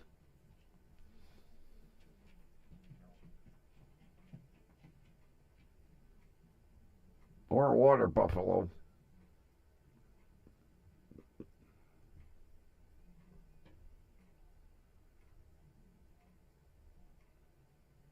Those suckers are nasty. I've seen videos of them suckers killing lions. Got that water buffalo throw that lion up in the air.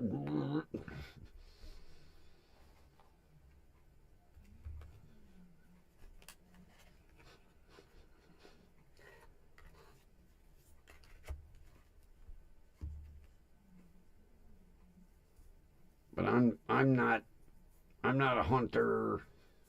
Never had any interest in it. My father would hunt. He'd deer hunt.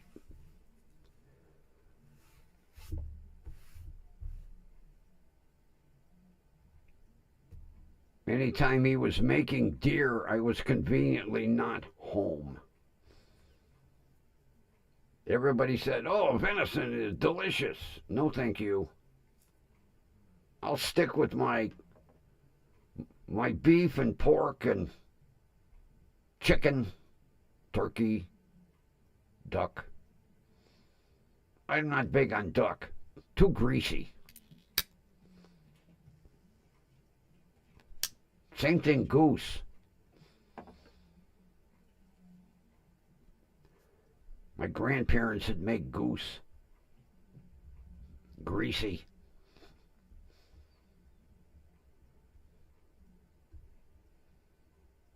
My father would get duck. My uncle would go hunt, duck hunting. Greasy and gamey.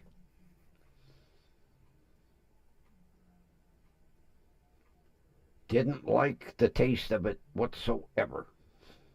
Greasy and gamey.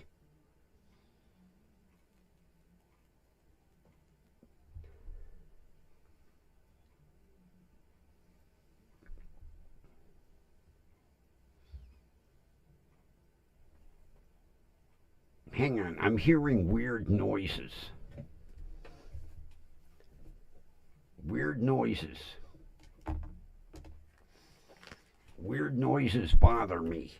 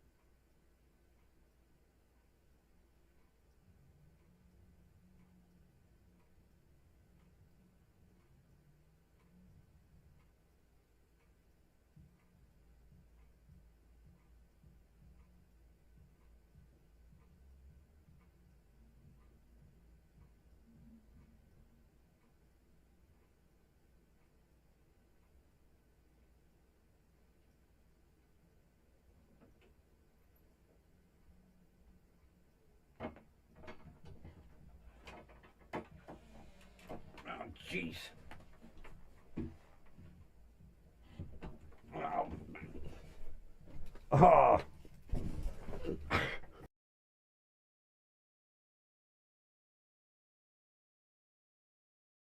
Oh. My goddamn cat has every fucking kitchen cupboard door open. And he was routing around in the pan cupboard.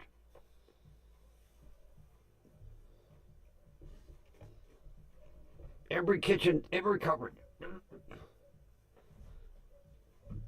I go out and I see a head poking out of the pan cupboard. I'm like, get the hell out of there. Every now and then, I don't know what it is about the cupboard doors in the kitchen. He opens them all. Every single one. And then, like I say, he's in the pan cupboard. I go out in the kitchen, I see a head come around the corner of the cupboard. Huh?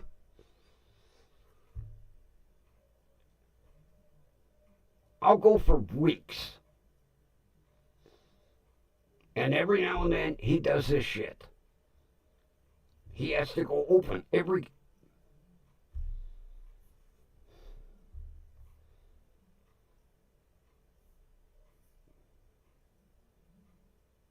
Well, I forget about the time zone. I'm like 4 hours late. Oh, not good, Ron. Now you got your medication all screwed up. I've done that shit.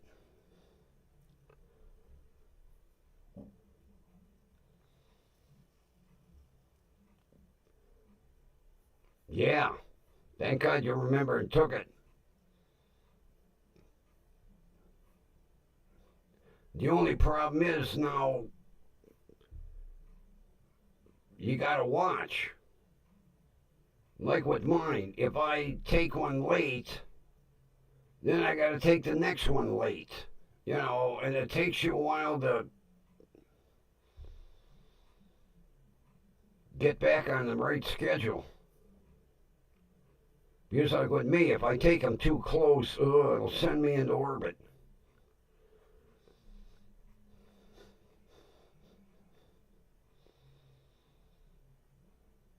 That's why basically with my patches, I make sure every 48 hours they exactly the same time.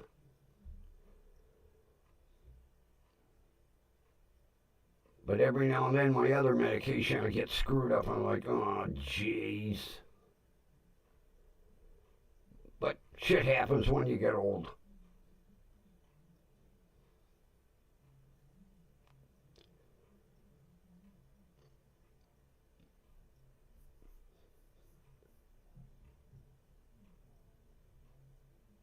I was telling my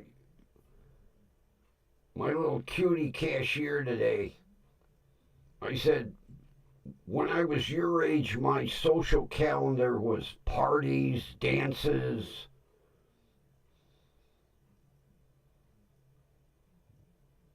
rock concerts. I said, now my social calendar is x rays, CT scans, doctors, blood work.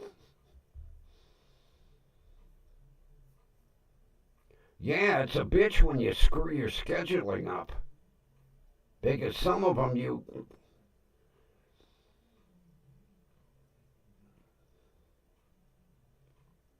Yeah, she thought it was funny. I said, wait, you'll be my age someday. I almost didn't recognize her. I never saw her without her contacts. I go in the store today and I'm like, who's that new cashier in the back? And then I walked closer. I was like, glasses? She goes, yeah, I couldn't wear my contacts today.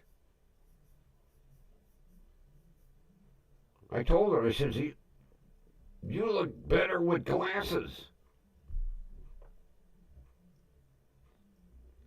Yeah, I'm walking through the store. Oh, they hired a new cashier. Then I got closer. I was like, oh, it's you. What are you doing with these? She left her contacts in too long and then her eyes were sore, so she had to wear her glasses. I said, you look good in glasses. I said, some women are real vain. Oh, I can't wear glasses. She looked sharp in her glasses.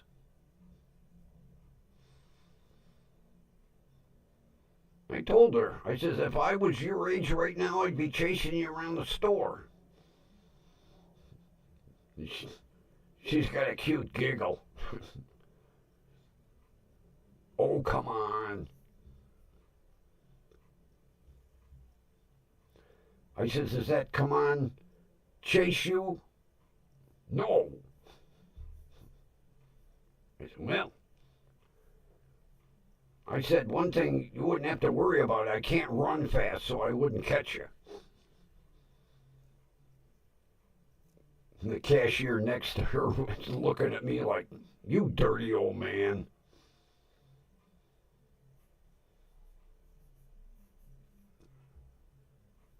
I, I felt like turning around and telling him, hey, her and I been kibitzing for 2 years.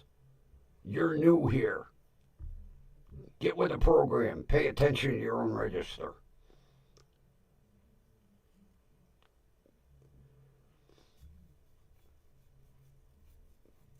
She's a little doll.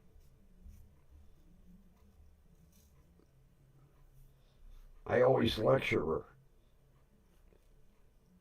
No dating.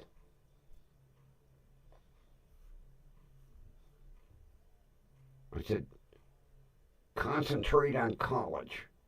Never mind the boys. Get a good education. I keep telling her, don't ever depend on one of us. We'll screw up your life.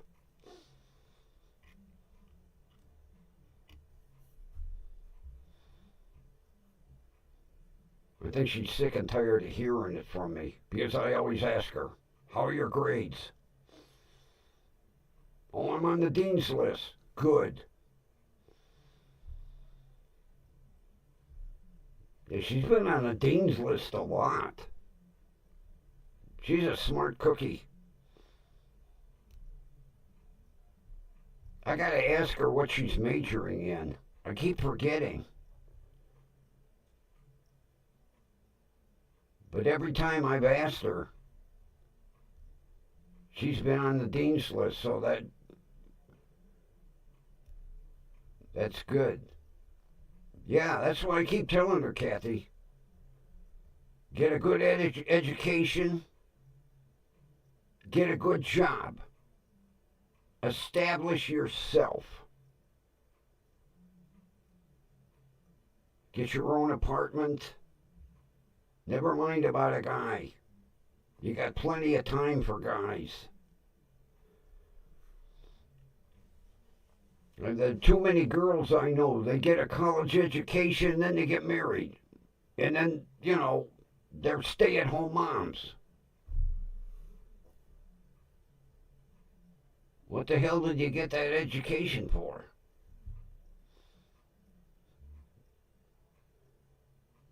Yeah, all the other girls, they look at me. What do you mean? Just don't worry about guys. I said, we're jerks.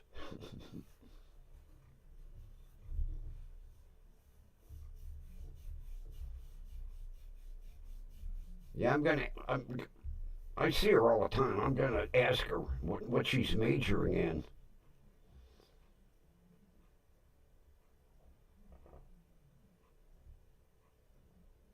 But she's been on the dean's list quite a few. I think every.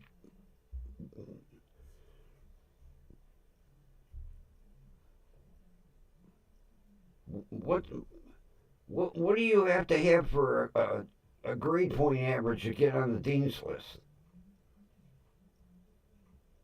You got to be up there. You can't be no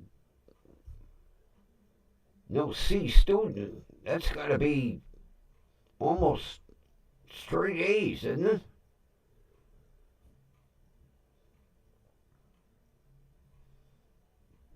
I know they don't just put you on the dean's list for good looks.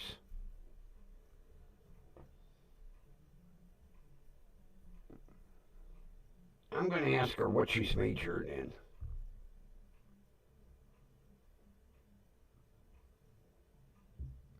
God, that's like one of the girls I graduated with. Well, she was a brain anyway. She ended up. Well, she had gotten her PhD and then she had gotten two master's degree on top of it. She ended up working for NASA. And the crew that she worked with they developed, what the hell did she call them? Solar plate collectors. It's basically what they use on the goddamn space station to generate electricity. That was the group she headed up to develop these things to generate the electricity for the goddamn space station. Matter of fact, I heard she just retired recently.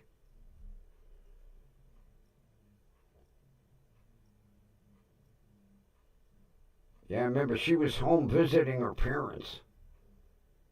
And I asked her, I said, what do you do? She goes, oh, I work for NASA. I said, oh, really? Yeah, we developed solar plate collectors.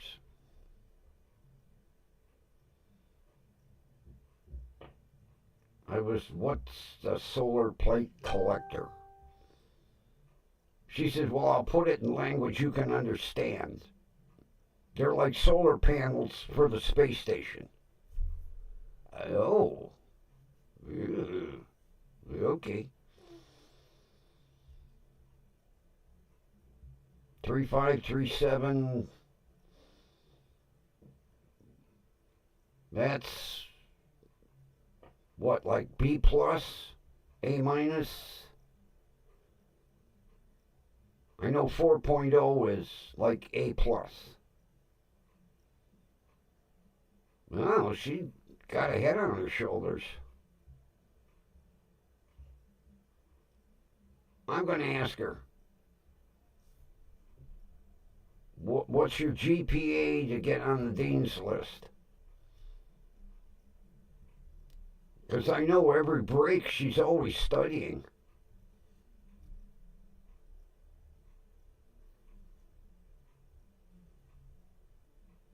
Because if I don't see her, I'll ask the cute little redhead, where's Anna? Oh, she's on break. She's studying in the back. Oh, good. Takes her books to work. Very dedicated student. I give her a lot of credit. Working a full-time job, going to college, getting on the dean's list.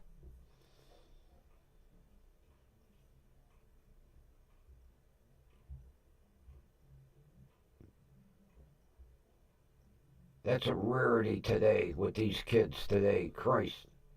Goddamn kids today don't even want to work, let alone go work and go to college.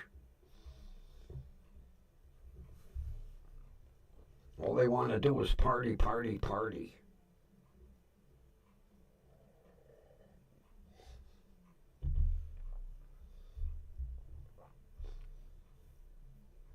But it's a riot to see the looks on the other girls when I tell her, Anna, no guys, we're jerks. Mm.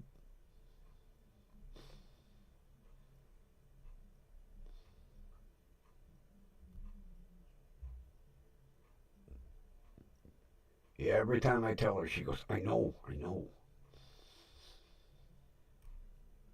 Then I ask her, repeat it. Get a good education, get a good job, get out on my own, no guys. Good, remember that. There'll be a quiz again next time I come in the store.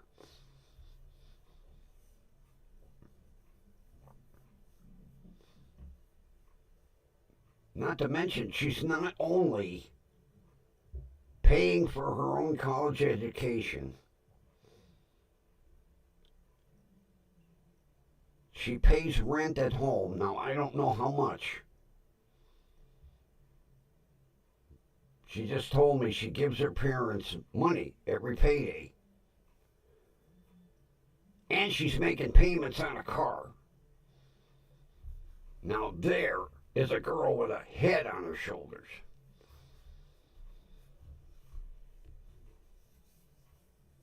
I bet her parents are really proud of her.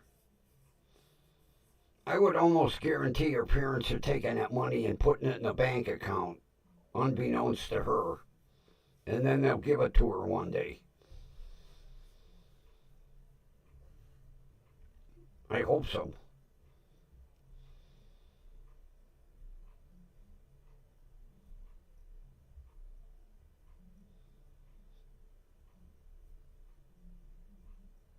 Yeah, she won't be working tomorrow or Sunday. Then her damn schedule changes every week. I have a hard time catching her. Like the other day, I go in, she's at the first register. I said, "You gonna be here for a while?" She goes, "Oh yeah." I said, "All right, I got a short grocery list. I got my 6 or 7 items. I walk up front, register 1, closed." I said, missed her again.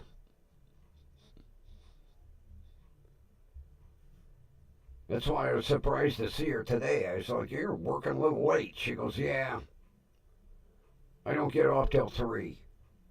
I was like, "Oh, good thing I came in at 2. I got my 9 items. There was nobody in line." Then she's standing there going, "I was waiting for you." I said, "Yeah, you were."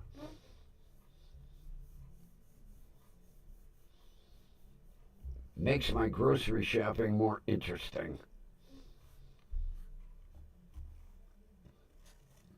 Except when she finishes totaling, I'm like, holy shit.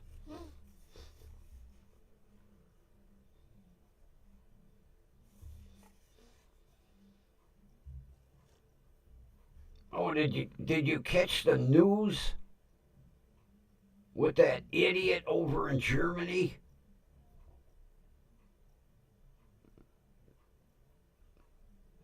He slashed like 12 people in the goddamn train station. Just walking through the station.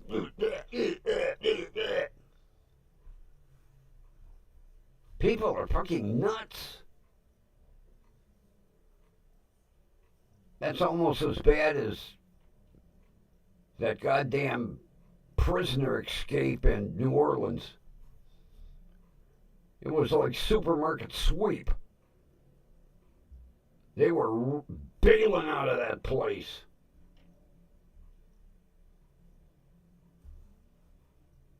Although they found out that it was a little bit of an inside job.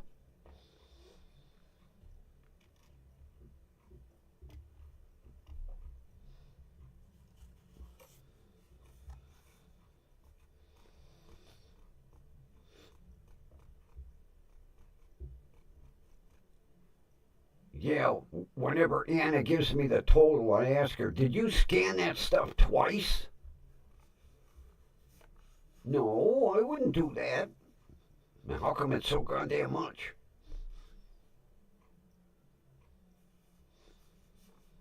Yeah, I caught the news. I think there's still 5 prisoners on the run. God, the video of them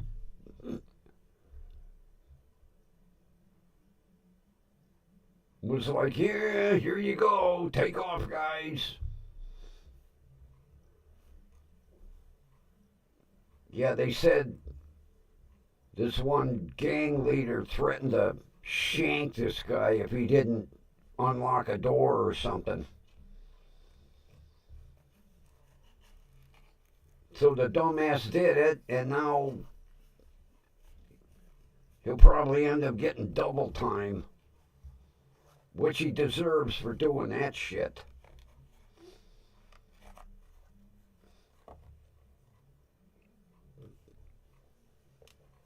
But that idiot over in Hamburg just walked through the station. Wait, yeah,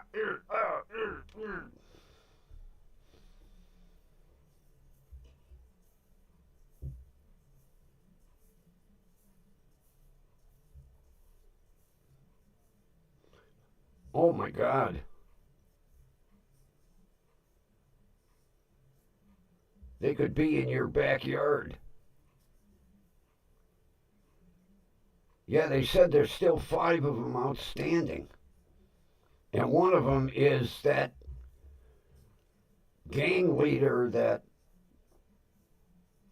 threatened to shank that guy.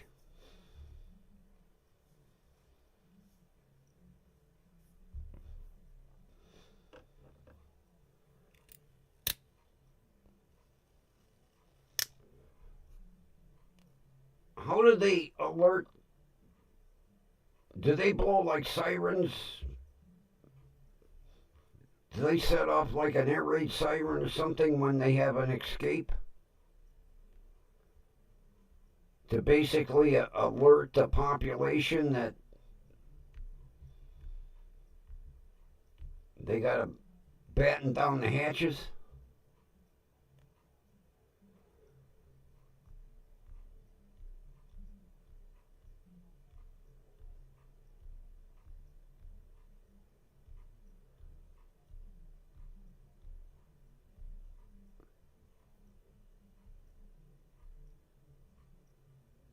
I know growing up, there was a prison farm not that far from my uncle's farm, and if they hadn't escaped from the prison farm, they blew the fucking like air raid sirens.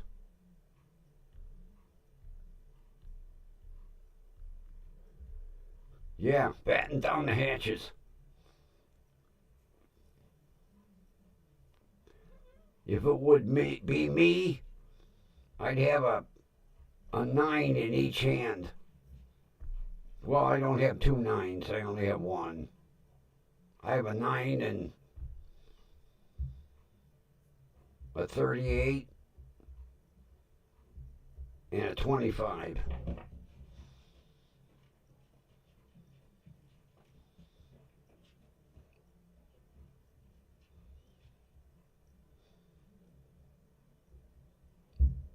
Oh, well, yeah. Modern technology. Back in the day, they had the air raid siren. It was actually the siren at the fire department that they used for the volunteers. But if they hadn't escaped, they blew it a different way. I think if they hadn't escaped, they would turn it on and off, on and off, on and off. Where with if they needed the volunteers for a fire, they would just let it run for like a minute, maybe a minute and a half.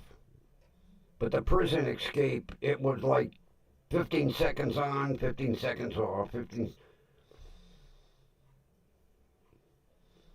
My uncle would immediately bring out all the shotguns.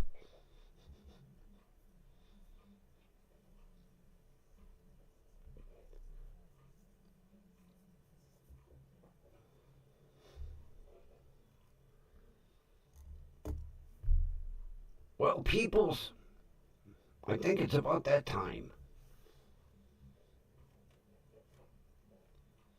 Before my cat opens all the goddamn cupboards again, I think he's signaling me I'm hungry.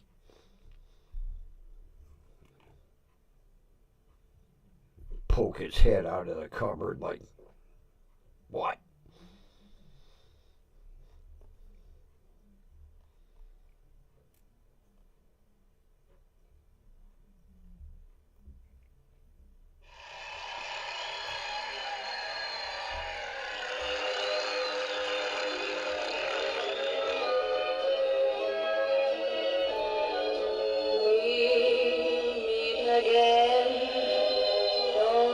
Oh, we know where, right here. WDWL TV.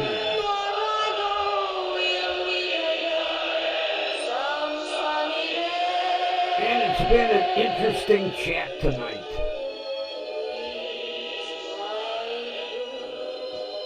everybody, take care. Have a good rest of your evening, morning, afternoon, wherever you are. Thanks for coming. And we will meet again tomorrow night. See ya.